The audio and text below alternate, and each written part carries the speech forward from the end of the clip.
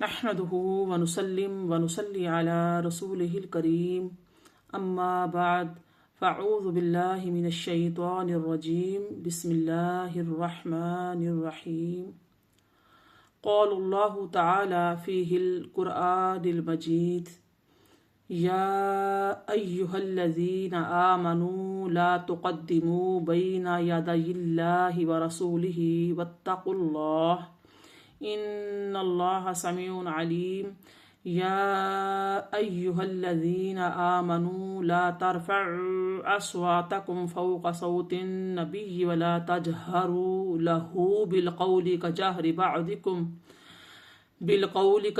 بعضكم لبعض ان تحبط اعمالكم وانتم لا تشعرون ان الذين يغضون اصواتهم عند رسول اللہ اولئک الذین امتحن اللہ قلوبهم للتقوى لهم مغفرۃ واجر عظیم صدق اللہ العلی العظیم۔ اللہ کے نام سے شروع کرتی ہوں جو نہایت مہربان بڑا رحم کرنے والا ہے۔ اے ایمان والو، کسی بھی معاملے میں اللہ اور اس کے رسول صلی اللہ علیہ وآلہ وسلم سے آگے نہ بڑھا کرو اور اللہ سے ڈرتے رہو کہ کہیں رسول اللہ صلی اللہ علیہ وآلہ وسلم کی بے ادبی نہ ہو جائے۔ بے شک اللہ سب کچھ سننے والا، خوب جاننے والا ہے۔ اے ایمان والو، تم اپنی آوازوں کو نبی مکرم صلی اللہ علیہ وآلہ وسلم کی آواز سے بلند مت کیا کرو اور ان کے ساتھ اس طرح بلند آواز سے بات بھی نہ کیا کرو جیسے تم ایک دوسرے سے بلند آواز کے ساتھ کرتے ہو، ایسا نہ ہو کہ تمہارے سارے اعمال ہی ایمان سمیت غارت ہو جائیں اور تمہیں ایمان اور اعمال کے برباد ہو جانے کا شعور تک بھی نہ ہو۔ بے شک جو لوگ رسول اللہ صلی اللہ علیہ وآلہ وسلم کی بارگاہ میں ادب و نیاز کے باعث اپنی آوازوں کو پست رکھتے ہیں، یہی وہ لوگ ہیں جن کے دلوں کو اللہ نے تقوی کے لیے چن کر خالص کر لیا ہے، انہی کے لیے بخشش ہے اور اجر عظیم ہے۔ صدق اللہ العلی العظیم۔ رب اشرح لی صدری ویسر لی امری واحلل عقدۃ من لسانی یفقہوا قولی۔ اللہم افتح علینا حکمتک وانشر علینا رحمتک یا ذا الجلال والاکرام، آمین یا رب العالمین۔ نہایت ہی قابل احترام میری پیاری بہنوں، السلام علیکم ورحمۃ اللہ وبرکاتہ۔ دورہ قرآن میں آپ سب کو خوش آمدید کہتی ہوں۔ جیسا کہ آپ کے علم میں ہے کہ الحمدللہ ہمارا 26واں پارہ جو ہے وہ شروع ہے، بلکہ مکمل ہونے والا ہے، اور 26واں پارہ آج ہم مکمل کرتے ہوئے 27واں پارہ شروع کریں گے۔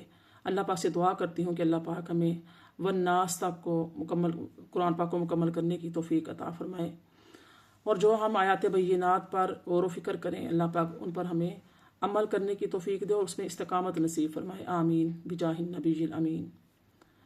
میں نے آپ کے سامنے سورہ حجرات کی 3 آیتیں تلاوت کی ہیں اور ترجمہ پیش کیا ہے۔ سورہ حجرات جو ہے یہ مدینہ المنورہ میں نازل ہوئی ہے۔ اس سورہ مبارکہ میں 2 رکوع ہیں اور 18 آیتیں ہیں۔ حجرات کا معنی حجرے اور کمرے ہیں، اور اس سورت کی آیت نمبر 4 میں حجرات کا لفظ ہے۔ اسی مناسبت سے اس سورہ مبارکہ کا نام سورۃ الحجرات رکھا گیا ہے۔ اس صورت کا جو مرکزی مضمون ہے وہ یہ ہے کہ اس صورت میں متعدد امور میں مسلمانوں کی تربیت فرمائی گئی ہے۔ اس صورت کی ابتدا میں نبی کریم صلی اللہ علیہ وآلہ وسلم کی بارگاہ کے خصوصی آداب بیان کیے گئے ہیں، اور جو لوگ نبی کریم صلی اللہ علیہ وآلہ وسلم کی بارگاہ میں اپنی آوازیں نیچی رکھتے ہیں انہیں بخشش اور بڑے ثواب کی بشارت دی گئی ہے۔ مسلمانوں کو معاشرتی ادب بتائے گئے ہیں اور ان کی اخلاقی تربیت کی گئی ہے کہ تحقیق کیے بغیر کوئی خبر قبول نہ کریں، کسی مسلمان کے بارے میں بدگمانی نہ کریں، کسی کی غیبت نہ کریں، کسی کا نام نہ بگاڑیں، کسی کا مذاق نہ اڑائیں۔ اور اس سورہ مبارکہ میں یہ بھی حکم دیا گیا ہے کہ اگر مسلمانوں کے 2 گروہ آپس میں لڑ پڑیں تو ان میں صلح کرا دی جائے، اور اگر وہ صلح نہ کریں تو ان میں سے جو گروہ باطل پر ہو تو اس کے ساتھ جنگ کی جائے یہاں تک کہ وہ راہ راست پر گامزن ہو جائے۔ اس سورہ مبارکہ کے آخر میں اپنے ایمان کا احسان جتانے والوں کی سرزنش کی گئی ہے اور بتایا گیا ہے کہ کسی کا اسلام قبول کرنا اللہ کے رسول صلی اللہ علیہ وآلہ وسلم پر کوئی احسان نہیں ہے۔ حقیقی مسلمان وہ ہے جو اللہ تعالیٰ اور اس کے رسول صلی اللہ علیہ وآلہ وسلم پر ایمان لائے، پھر وہ دین کے کسی کام میں شک نہ کرے اور اپنی جان اور مال سے اللہ تعالیٰ کی راہ میں جہاد کرے۔ جیسا کہ میں نے آپ کے سامنے پہلی آیت تلاوت کی، ترجمہ پیش کیا تھا، جس میں اللہ پاک نے فرمایا تھا کہ اے ایمان والو، کسی بھی معاملے میں اللہ اور اس کے رسول سے آگے نہ بڑھو اور اللہ سے ڈرتے رہو کہ کہیں رسول اللہ صلی اللہ علیہ وسلم کی بے ادبی نہ ہو جائے، بے شک اللہ سب سننے والا اور خوب جاننے والا ہے۔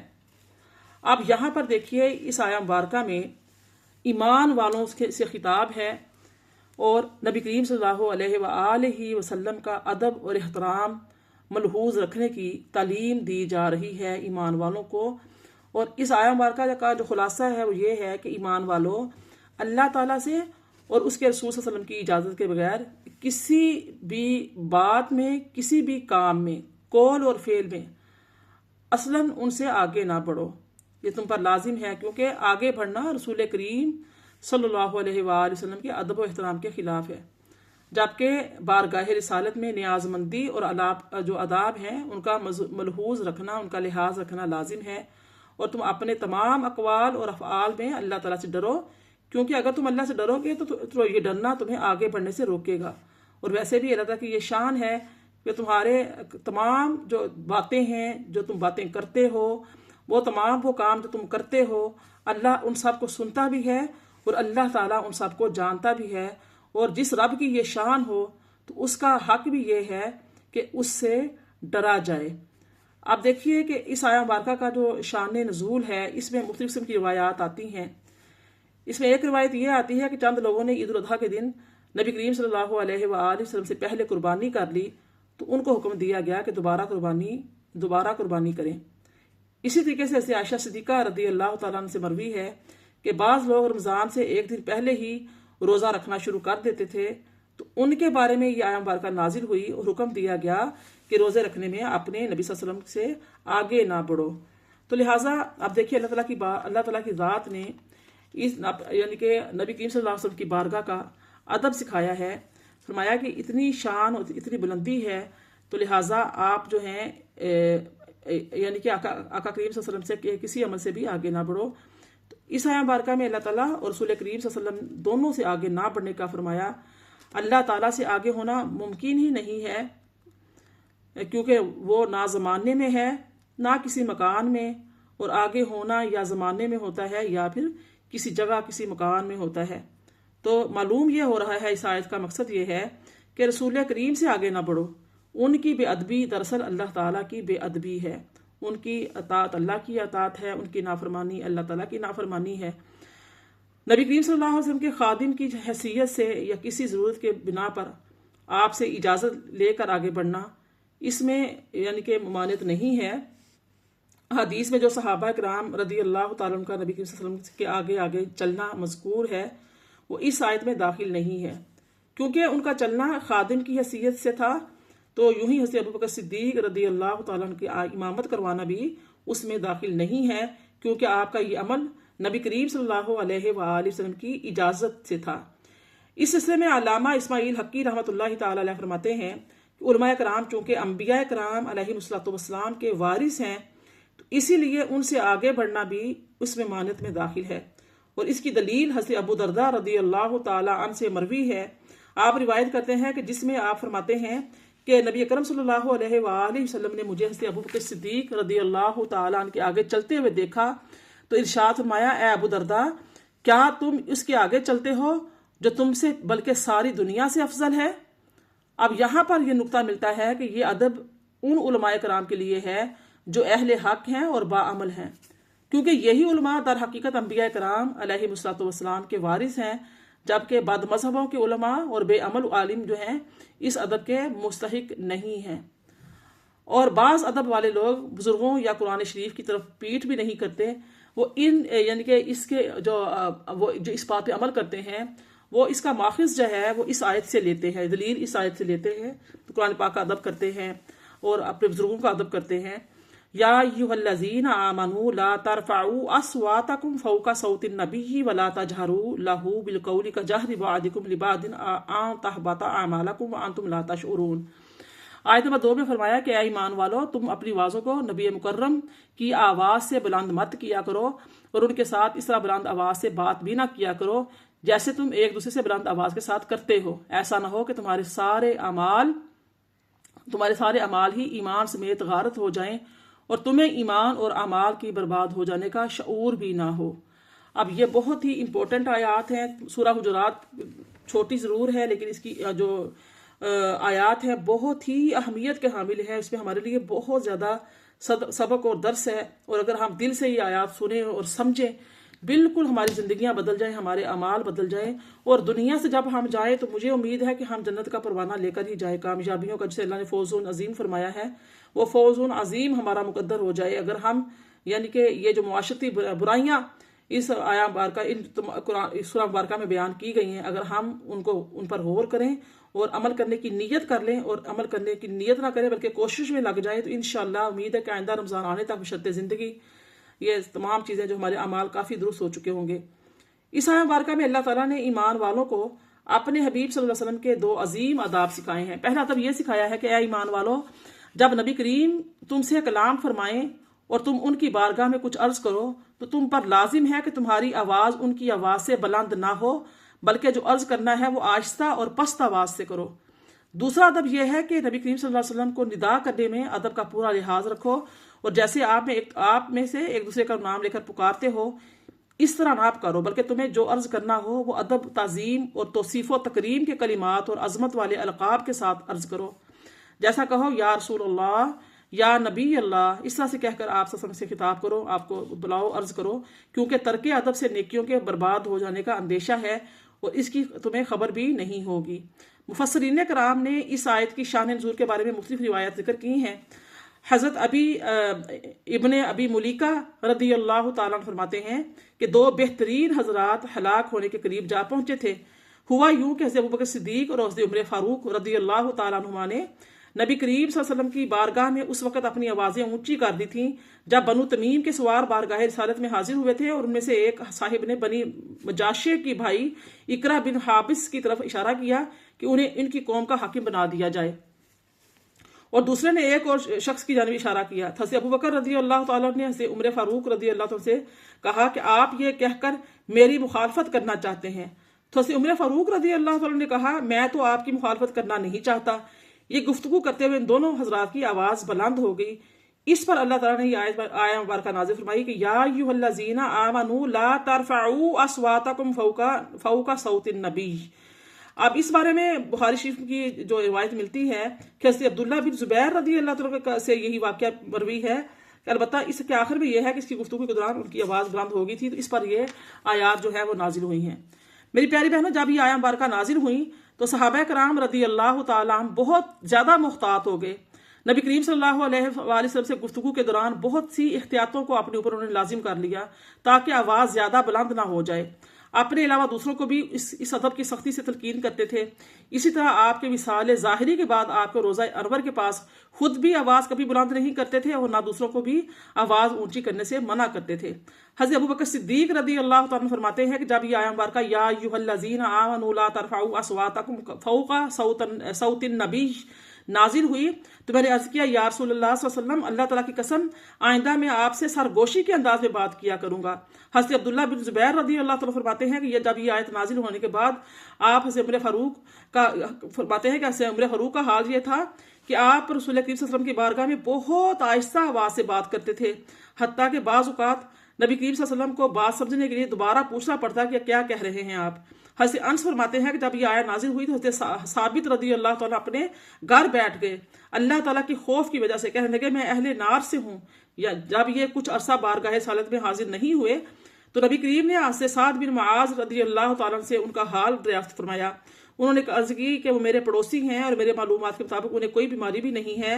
حضرت سعد نے حضرت ثابت رضی اللہ سے اس بات کا ذکر کیا تو آپ نے کہا یہ آیت یعنی کہ مسجد میں جو نازل ہوئی ہے تو اس لیے میں یعنی کہ نہیں چاہتا کہ مجھ سے کہیں بے ادبی نہ ہو جائے، میں کہیں بلند آواز سے بات نہ کر بیٹھوں اور میں جہنمی ہو گیا۔ تو حضرت سعد رضی اللہ تعالیٰ یہ صورتحال نبی کریم صلی اللہ علیہ وسلم کی خدمت میں عرض کی تو نبی کریم نے ارشاد فرمایا یہ وہ جہنمی نہیں بلکہ وہ جنت والوں میں سے ہیں۔ میری پیاری بہنوں، امیر المومنین حضرت عمر رضی اللہ تعالیٰ عنہ نے روزہ انور کے پاس کسی اونچی آواز سے بولتے ہوئے دیکھا، فرمایا کیا اپنی آواز نبی کی آواز پر بلند کرتا ہے؟ اور یہی آیت یا ایھا الذین آمنوا لا ترفعوا اصواتکم فوق صوت النبی تلاوت کی۔ تو ہو سکتا ہے کہ واقعہ وہی ہوا جو اوپر جو ہمیں پہلے واقعہ میں نے بیان کیا ہے۔ تو میری پیاری بہنوں، یہ جب ہم مسجد نبی شریف میں جاتے ہیں، خاص طور پر جب ہم ریاض الجنہ کی طرف جا رہے ہوتے ہیں، تو وہاں پر بھی یہ جو آیت مبارکہ ہے بڑی بڑی اسکرینوں پہ چلائی گئی ہوتی ہے، تو LCDs لگی ہوتی ہیں، وہاں پہ چل رہی ہوتی ہیں بار بار کہ یا ایھا الذین آمنوا لا ترفعوا اصواتکم فوق صوت النبی، اور مختلف متراجم بھی اس کے کیے گئے ہوتے ہیں، اردو میں، ہندی میں، ایسے عربک میں ترجمہ کیا ہوا ہوتا ہے کہ اے ایمان والو اپنے نبی کی آواز سے یعنی کہ اونچی آواز مت کرو۔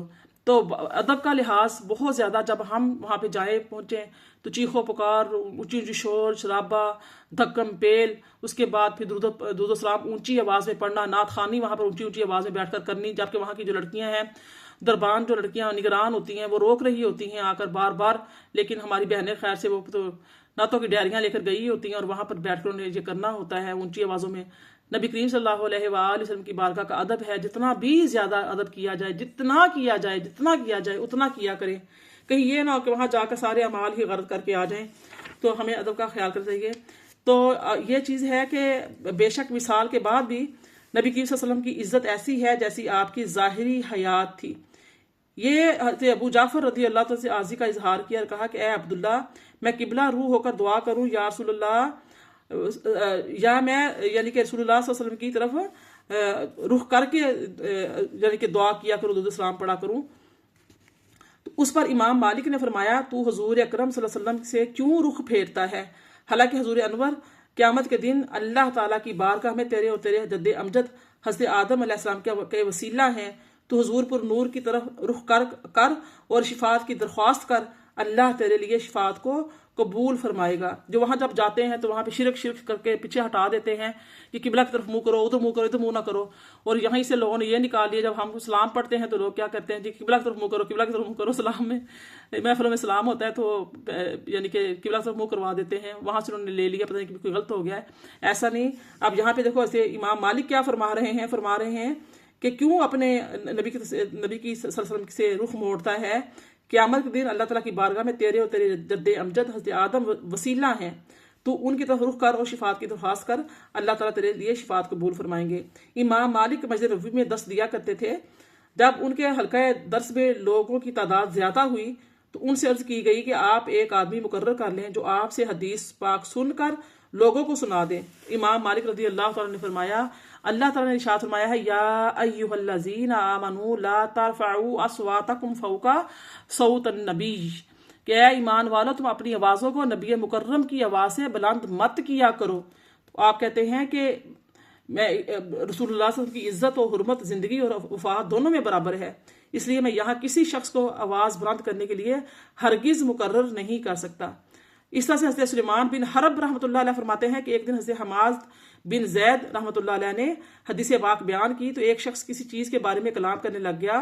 اس پر حماد رحمۃ اللہ تعالیٰ علیہ غضبناک ہو کر انہوں نے ارشاد فرمایا لا ترفعوا اصواتکم فوق صوت النبی، تو اور میں کہہ رہا ہوں کہ رسول اللہ نے ارشاد فرمایا جب تم کلام کر رہے ہو، یعنی آواز اگرچہ میری ہے لیکن کلام تو حضور کا ہے، پھر تم اس کلام کو سنتے ہوئے کیوں گفتگو نہیں کرتے؟ اس باتوں سے ہمیں بھی ادب احترام ملحوظ رکھنا چاہیے جب ہم ایسی محافل میں جہاں درود و سلام کی محافل ہوتی ہیں، قرآن خوانی کی محافل ہوتی ہیں، درس و تدریس کی محافل ہوتی ہیں، وہاں بیزاری کے ساتھ بیٹھنا، بے دلی کے ساتھ بیٹھنا، بیٹھے ہوئے ادھر ادھر ہاتھ مارنا، زمین پہ کھیلنا، اس کو دیکھ آئے گئے کو نوٹ کرنا، اٹھ کے سلام کرنا، یہ ساری چیزیں ایسے یعنی کہ نبی کریم کے بارگاہ میں ادب کے خلاف ہوتی ہیں، تو ایسے ادب کا ملحوظ رکھنا چاہیے۔ آج کل اساتذہ کرام کا ادب ختم ہو گیا ہے۔ کیوں ختم ہو گیا ہے؟ کہ بچے والدین جو ہیں بچوں کو گھر میں ہی ادب نہیں سکھاتے کہ ماں باپ کا ادب کیا ہے، دادی دادا کا ادب کیا ہے، نانی نانا کا ادب کیا ہے، ماموں کا خالاؤں کا ادب کیا ہے، کیسے بات کرنی، کیسے بولنا ہے۔ ٹیچر بھی یار ہے، اس باپ بھی یار ہے، ماں بھی یار ہے، باہر دوست احباب ہے تو وہ بھی یار ہے۔ یار کا لفظ مل گیا، پتہ نہیں کہاں سے مل گیا ہے، یار یار یار، بچوں کو پتہ ہی نہیں ہوتا۔ ٹیچر یار کیسے کر رہی ہو یار، ٹیچر یار چیٹنگ مت کرو یار، پتہ ہی نہیں ہے۔ ماما کیسی کیا کر رہی ہو یار، چیٹنگ ہو رہی ہے یار، یہ کیا ہے، واٹ از دس؟ ادب تو تبھی چھوٹی جہاں سے ادب شروع ہوگا تو بڑے مقام پہ جا کے ادب آئے گا۔ جب ادب رہ ہی نہیں گیا، نہ اساتذہ کے مقام ہے، نہ مرتبہ ہے، نہ حکم اس کی کوئی بات ہے، نہ اس کسی بات کی لاج ہے، نہ کچھ اور ہے، تو کہاں جا کے نبی کی وسلم کا ادب کس کو سمجھ میں آنا ہے؟ جب گھر میں کسی والدین کا ادب نہیں کیا، کہ اپنے کسی استاد کا، دینی استاد کا یا اسکول کے استاد کا ادب نہیں کیا، نہ والدین نے بتایا نہ سکھایا، جتنا مرضی قرآن سن لیں، جتنا مرضی پڑھ لے پڑھا لے، جو مرضی کر لیں، اپنی عادتیں، اپنی باتیں، اپنی خصلتیں، سوچ فکر انداز نہیں بدلے گا، وہ وہیں کا وہیں رہے گا۔ اس لیے نبی کریم صلی اللہ علیہ وسلم کا بھی جو ہے نا ادب وہ بھی ان لوگوں کی سمجھ میں نہیں آتا۔ علماء کرام کی مجالس میں بھی آواز بلند کرنا ناپسندیدہ ہے، کیونکہ یہ انبیاء کرام علیہ السلام کے وارث ہوتے ہیں۔ بارگاہ رسالت صلی اللہ علیہ وسلم میں ایسی آواز بلند کرنا منع ہے جو آپ کی تعظیم و توقیر کے برخلاف ہو اور بے ادبی کے جرمے میں داخل ہو، اور اگر اس سے بے ادبی اور توہین کی نیت ہو تو یہ کفر ہے۔ لہٰذا جنگ کے دوران یا اشعار کی صورت میں کفار کی مذمت بیان کرنے کے دوران صحابہ کرام رضی اللہ تعالیٰ عنہ کی جو آوازیں بلند ہوئیں وہ اس آیت میں داخل نہیں ہوتی، کیونکہ وہ یہ تعظیم و توقیر کے خلاف نہیں تھیں، بلکہ بعض مقامات پر نبی کریم صلی اللہ علیہ وسلم کی اجازت سے تھیں۔ اس طرح اذان کے وقت جو آواز بلند ہوتی ہے وہ بھی اس میں داخل نہیں ہے، کیونکہ اذان ہوتی ہی بلند آواز سے ہے۔ آگے فرمایا جو آیت نمبر 3 ہے، اس میں فرمایا ان الذین یغضون اصواتهم عند رسول اللہ اولئک الذین امتحن اللہ قلوبهم للتقوی لہم مغفرۃ واجر عظیم۔ فرمایا بے شک جو لوگ رسول اللہ صلی اللہ علیہ وسلم کی بارگاہ میں ادب و نیاز کی باعث اپنی آوازوں کو پست رکھتے ہیں یا نیچے رکھتے ہیں، تو یہی وہ لوگ ہیں جن کے دلوں میں اللہ نے تقوی کے لیے چن لیا ہے اور تقوی کے لیے چن کر خالص کر لیا ہے، انہی کے لیے بخشش ہے اور اجر عظیم ہے۔ سبحان اللہ۔ اب یہ جو یہاں پہ اس آیہ مبارکہ سے ہمیں بات مل رہی ہے، یہ 5 باتیں مل رہی ہیں۔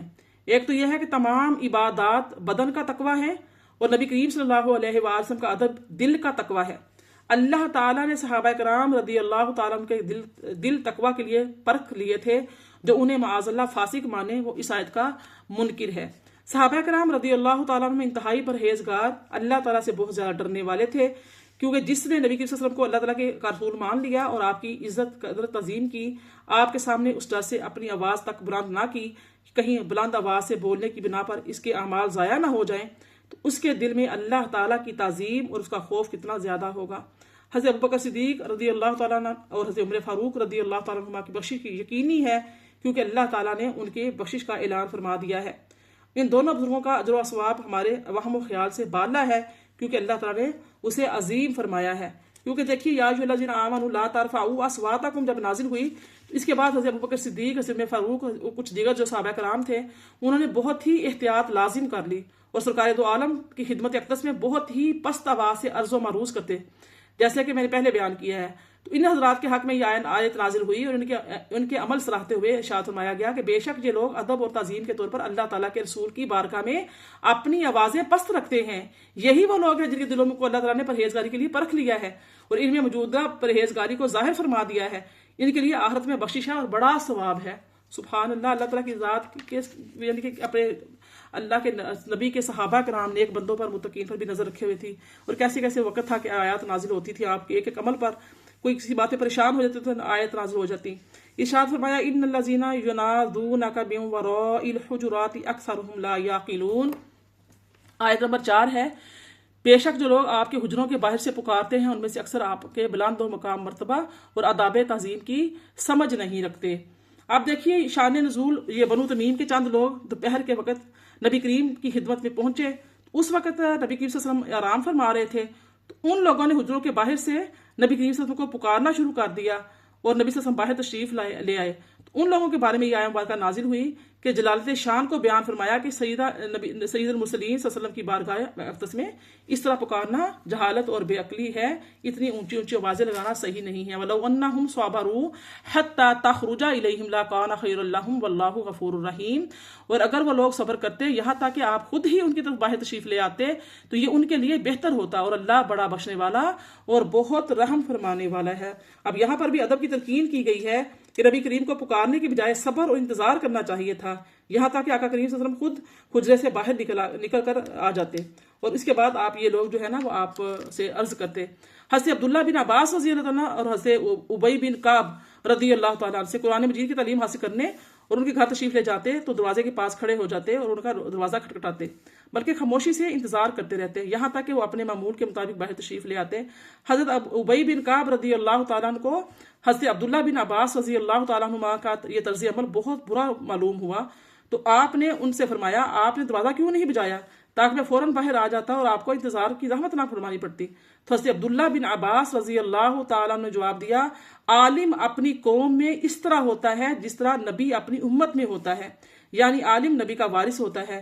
اور چونکہ اللہ تعالیٰ نے اپنے نبی صلی اللہ علیہ وسلم کے بارے میں ارشاد فرمایا ہے وَلَوْ أَنَّهُمْ صَبَرُوا حَتَّى تَخْرُجَ إِلَيْهِمْ لَكَانَ خَيْرًا لَهُمْ، اس لیے میں نے بھی دروازہ بجانے کی بجائے آپ کے خود ہی تشریف لے آنے کا انتظار کیا۔ علامہ علوسی رحمۃ اللہ علیہ اپنا طرز عمل بیان کرتے ہوئے فرماتے ہیں کہ میں نے یہ واقعہ بچپن میں پڑھا تھا، اس کے بعد میں عمر بھر اسی کے مطابق اپنے استادوں کے ساتھ معاملہ کرتا رہا۔ تو میری پیاری بہنوں، اس واقعے سے کچھ باتیں ہمیں معلوم ہو رہی ہیں کہ نبی کریم صلی اللہ علیہ وآلہ وسلم کے دربار تشریف کے آداب اللہ تعالیٰ نے بنائے اور اس نے سکھائے ہیں۔ یاد رہے کہ یہ آداب صرف انسانوں پر ہی جاری نہیں ہوتے بلکہ جنوں، انسانوں اور فرشتوں سب پر ہی جاری ہوتے ہیں، اور یہ آداب کسی وقت کے لیے خاص نہیں ہے بلکہ ہمیشہ کے لیے ہیں۔ اکابرین کی بارگاہ کا ادب کرنا بندے کو بلند درجات تک پہنچاتا ہے اور دنیا اور آخرت کی سعادتوں سے نوازتا ہے۔ انسان صغیرہ گناہ سے بچتا ہے تو کبیرہ گناہ سے بڑھتا ہے۔ انسان بچوں کو اپنے گھر میں اپنے بڑوں کا ادب سکھاتا ہے، استاد خاص طور پر جو دین کی تعلیم دینے والا ہوتا ہے، قرآن کی تعلیم دینے والا ہوتا ہے، اس کا ادب خاص طور پہ سب سکھاتا ہے، علماء کرام کا ادب سکھاتا ہے، تو کیا ہوتا ہے کہ وہ پھر آقا کریم صلی اللہ علیہ وسلم کے ساتھ محبت، صحابہ کرام سے محبت، تابعین سے محبت، بزرگان دین سے محبت کرنے لگتا ہے۔ آج کل سوشل میڈیا کا دور ہے اور علماء بیٹھ کر ہی ایک دوسرے کے خلاف احادیث پہ بحث کر رہے ہیں، قرآن پاک کی آیات پر بحث کر رہے ہیں، اس طرح وہ بولتے چنگاڑ کے بول رہے ہوتے ہیں، یعنی کہ پتہ نہیں جیسے کیا کر لیں گے۔ تو اس سے کیا ہو گیا کہ جو عوام ہے وہ بھی اس کو سمجھ نہیں آتی کہ ادب کیا چیز ہے۔ اللہ اکبر۔ یا ایھا الذین آمنوا اذا جاءکم فاسق بنبأ فتبینوا ان تصیبوا قوما بجہالۃ فتصبحوا علی ما فعلتم نادمین۔ اے ایمان والو، اگر تمہارے پاس کوئی فاسق شخص کوئی خبر لائے تو خوب تحقیق کر لیا کرو، ایسا نہ ہو کہ تم کسی قوم کو لا علمی میں ناحق تکلیف پہنچا بیٹھو، پھر تم اپنے کیے جانے پر پچھتاتے رہو۔ سورہ حجرات کی آیت نمبر 6 ہے۔ اب دیکھیں یہاں پر مفسرین نے اس آیت کا شان نزول بھی بیان کیا ہے کہ رسول کریم نے حضرت ولید بن عقبہ رضی اللہ تعالیٰ کو بنی مستلق سے صدقات وصول کرنے بھیجا، تو زمانہ جاہلیت میں ان کے اور ان کے درمیان دشمنی تھی۔ جب حضرت ولید رضی اللہ تعالیٰ عنہ کے علاقے کے قریب پہنچے اور ان لوگوں کو خبر ہوئی تو اس خیال سے کہ حضرت ولید رضی اللہ تعالیٰ رسول کریم صلی اللہ علیہ وسلم کے بھیجے ہوئے ہیں، تو بہت سے لوگ ان کی تعظیم کے لیے ان کے استقبال کرنے آئے، لیکن حضرت ولید رضی اللہ تعالیٰ نے گمان کیا کہ یہ پرانی دشمنی کی وجہ سے مجھے قتل کرنے آ رہے ہیں، تو یہ خیال کر کے حضرت ولید رضی اللہ تعالیٰ عنہ واپس ہو گئے اور سرکار دو عالم صلی اللہ علیہ وآلہ وسلم سے اپنے گمان کے مطابق عرض کر دیا کہ حضور ان لوگوں نے صدقہ دینے سے منع کر دیا ہے اور مجھے قتل کرنے کے درپے ہو گئے ہیں۔ تو حضور نبی کریم صلی اللہ علیہ وسلم نے حضرت خالد بن ولید رضی اللہ تعالیٰ کو حالات کی تحقیق کے لیے بھیجا۔ جب حضرت خالد رضی اللہ تعالیٰ نے دیکھا کہ وہ لوگ اذانیں کہتے ہیں، نمازیں پڑھتے ہیں اور ان لوگوں نے صدقات پیش کر دیے، تو حضرت خالد رضی اللہ تعالیٰ سے صدقات لے کر خدمت اقدس میں حاضر ہوئے اور واقعہ عرض کیا۔ اس پر پھر آیا کریمہ جو ہے وہ نازل ہوئی ہے۔ اس بارے میں امام فخر الدین رازی رحمۃ اللہ فرماتے ہیں کہ اس آیت کے پیش نظر کسی شخص حضرت ولید رضی اللہ عنہ پر فاسق کا اطلاق کرنا بڑی خطا ہے، کیونکہ انہوں نے وہم اور گمان کیا جس میں خطا کر گئے، اور خطا کرنے والے کو فاسق نہیں کہا جاتا۔ تو خلاصہ یہ ہے کہ اس آیت کی نزول کا سبب اگرچہ حضرت ولید بن عقبہ رضی اللہ تعالیٰ کا واقعہ ہے، لیکن یہ نہیں کہ اس آیت میں بطور خاص آپ رضی اللہ تعالیٰ کو ہی فاسق کہا گیا ہے۔ اس کی وجہ یہ ہے کہ اس واقعے میں یا اس سے پہلے ان سے کوئی ایسا کام سرزد نہیں ہوا جس کی بنا پر انہیں فاسق کہا جائے۔ اس واقعے میں بھی انہوں نے بنو مستلق کی طرف جو بات منسوب کی تھی وہ اپنے گمان کے مطابق صحیح سمجھ کر کی تھی، اگرچہ حقیقت میں وہ غلط تھی، اور یہ ایسی چیزیں نہیں جس کی بنا پر کسی کو فاسق یا قرار دیا جائے۔ اس آیت مبارکہ سے یہ بھی معلوم ہو رہا ہے کہ دین اسلام ان کاموں سے روکتا ہے جو معاشرتی امن کی راہ میں رکاوٹ بنتے ہیں، اور وہ کام کرنے کا حکم دیتا ہے جن سے معاشرہ امن و سکون کا گہوارہ بنتا ہے۔ اب دیکھیے آج کل کے دور میں پیش نظر اگر رکھیں ہم سارے جو معاملات ہیں تو ہمارا معاشرہ امن کا گہوارہ بن سکتا ہے، کیونکہ ہمارے ہاں لڑائی جھگڑے فسادات ہوتے ہی اسی وجہ سے ہیں کہ جب کسی کو کوئی اطلاع دی جاتی ہے تو اس کی تصدیق نہیں کرتا بلکہ فوراً غصے میں آ جاتا ہے اور وہ اپنا کام کر بیٹھتا ہے، جس کے بعد ساری زندگی پریشان رہتا ہے۔ اسی طرح ہمارے ہاں خاندانی طور پر جو جھگڑے ہوتے ہیں وہ بھی اسی نوعیت کے ہوتے ہیں، چاہے وہ ساس ہے، بہو کا معاملہ ہے، شوہر ہے یا بیوی ہے، یا آپس میں دوست ہیں، دوست احباب ہیں، ان کی لڑائیاں شروع ہی اسی بات سے ہوتی ہیں۔ فرمایا ان جاءکم فاسقٌ بنبأ فتبینوا۔ اب اس آیت مبارکہ جو ہے اس سے ہمیں 4 باتیں معلوم ہو رہی ہیں۔ ایک تو یہ ہے کہ ایک شخص اگر عادل ہو تو اس کی خبر معتبر ہوتی ہے۔ حاکم یک طرفہ بیان پر فیصلہ نہ کرے بلکہ فریقین کا بیان سن کر ہی کوئی فیصلہ کرے۔ نبی صلی اللہ علیہ وسلم نے کیا کیا کہ آپ نے یعنی کہ خالد کو بھیج دیا کہ جا کے پتہ کر کے آؤ کہ معاملہ کیا ہے۔ غیبت کرنے والے اور چغل خور کی باتیں ہرگز قبول نہیں کرنی چاہیے۔ کسی کام میں جلدی نہ کی جائے ورنہ بعد میں پچھتانا پڑ سکتا ہے۔ آیت نمبر جو آگے دیکھیے 7 اور 8 ہے، فرمایا وَاعْلَمُوا أَنَّ فِيكُمْ رَسُولَ اللَّهِ لَوْ يُطِيعُكُمْ فِي كَثِيرٍ مِّنَ الْأَمْرِ لَعَنِتُّمْ وَلَٰكِنَّ اللَّهَ حَبَّبَ إِلَيْكُمُ الْإِيمَانَ وَزَيَّنَهُ فِي قُلُوبِكُمْ وَكَرَّهَ إِلَيْكُمُ الْكُفْرَ وَالْفُسُوقَ وَالْعِصْيَانَ أُولَٰئِكَ هُمُ الرَّاشِدُونَ۔ اور جان لو کہ تم میں رسول اللہ موجود ہیں، اگر وہ بہت سے کاموں میں تمہارا کہنا مان لیں تو تم بڑی مشکل میں پڑ جاؤ گے، لیکن اللہ نے تمہیں ایمان کی محبت عطا فرمائی اور اسے تمہارے دلوں میں آراستہ فرما دیا اور کفر اور نافرمانی اور گناہ سے تمہیں متنفر کر دیا۔ ایسے ہی لوگ دین کی راہ پر ثابت اور گامزن ہیں۔ فضلا من اللہ ونعمہ واللہ علیم حکیم۔ آیت نمبر 8 ہے، یہ اللہ کے فضل اور اس کی نعمت یعنی تم میں رسول امی صلی اللہ علیہ وآلہ وسلم کی بعثت اور موجودگی کے باعث ہے، اور اللہ خوب جاننے والا اور بڑی حکمت والا ہے۔ سبحان اللہ، ایسا ہی ہے۔ اب یہ جو آیت نمبر 7 اور 8 میں نے تلاوت کی ہے، ترجمہ پیش کیا ہے، اس کا خلاصہ یہ ہے کہ فرمایا کہ اے ایمان والو جان لو کہ تمہارے درمیان اللہ تعالیٰ کے رسول تشریف فرما ہے۔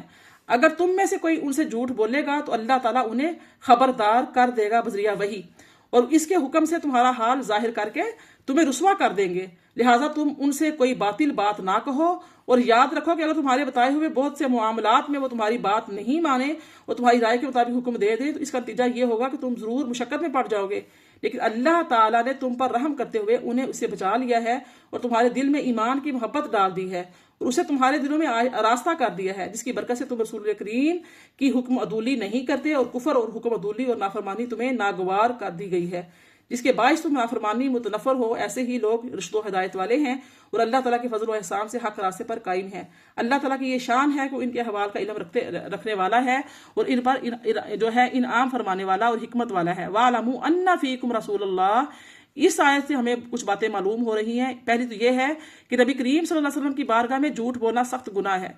دوسرا یہ ہے کہ جب آپ سب کے حمدیہ کلام نعتیہ کلام لکھتے ہیں تو اس میں لکھنے پڑھنے والے جو ہیں ان سے بھی جو عرض اور معروض کرنے والے ہوتے ہیں ان کو بھی چاہیے کہ اپنا جو دکھ ہے تکلیف جو بھی ہے اپنا اظہار سچے دل کے ساتھ بیان کرے اپنی شاعری میں۔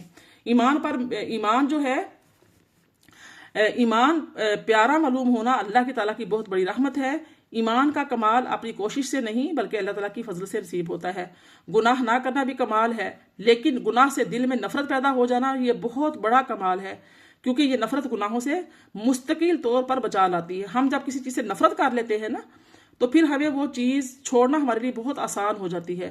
تو گناہ جو ہے نہ کرنا یہ بھی کمال ہوتا ہے، لیکن سب سے بڑا کمال یہ ہوتا ہے کہ گناہ سے نفرت پیدا ہو جائے۔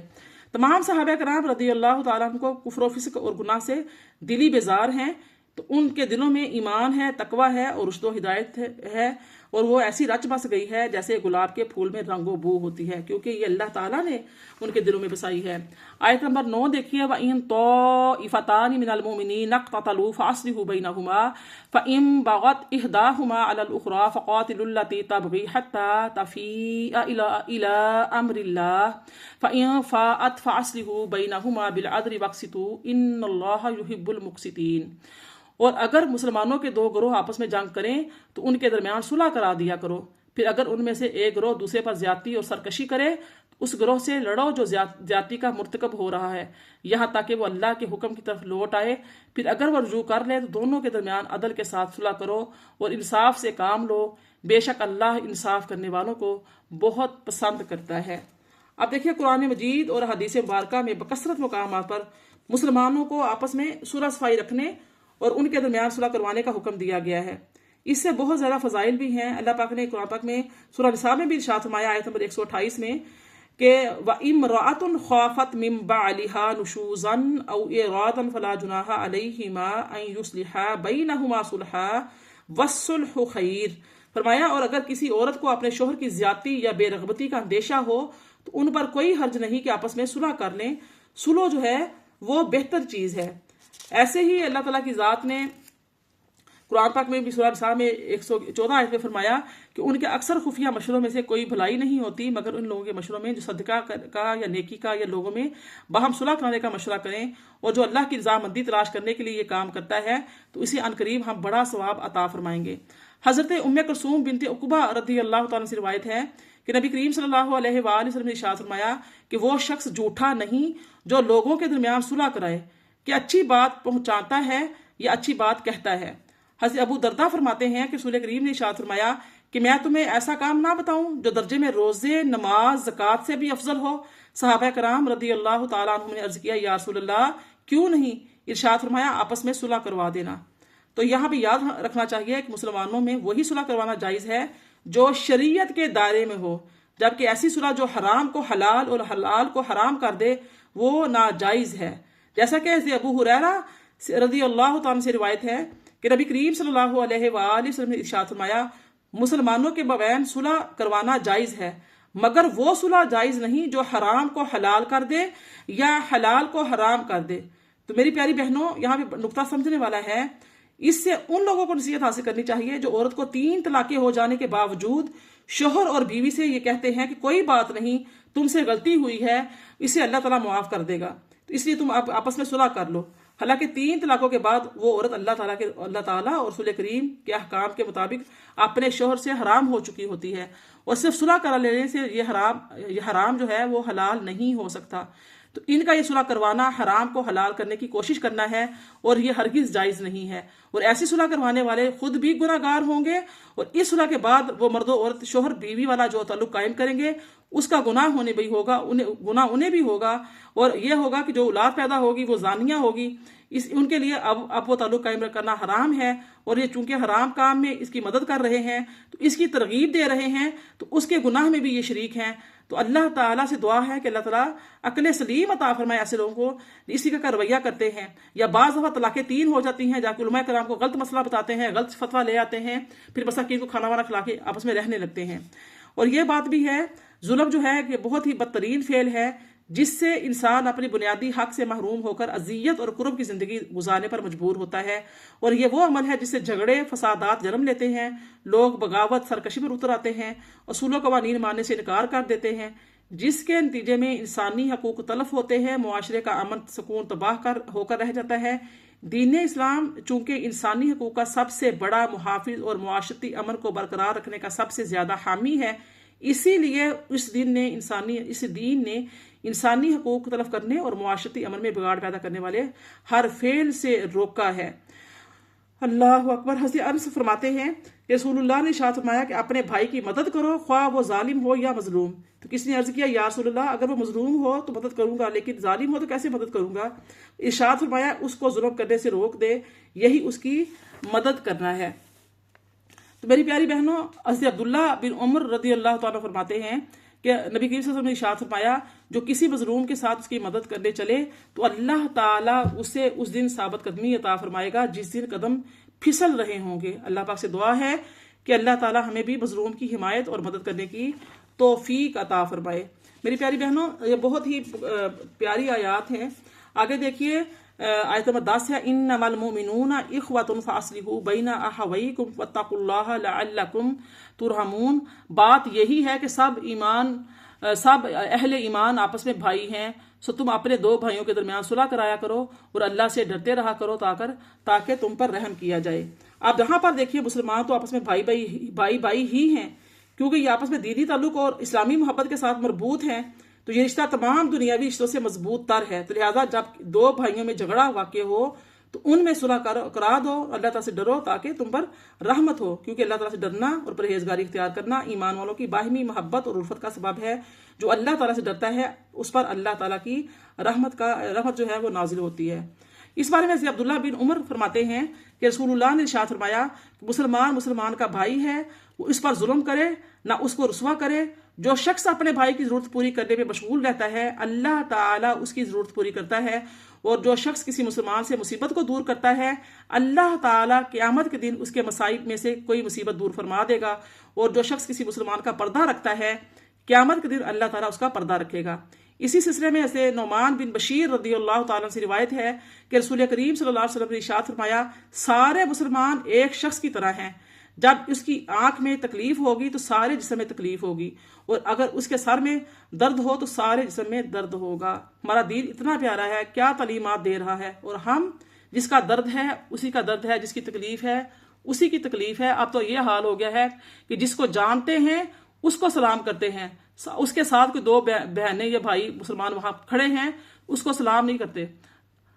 جاننے والے محفل میں بھی آئیں گے تو جاننے والے ان سے بات چیت کریں گے، ان کو سلام کریں گے، نئے تعلق کو بنانے کی، کسی نئے اچھے سے تعارف کرنے کی ضرورت کو محسوس نہیں کریں گے۔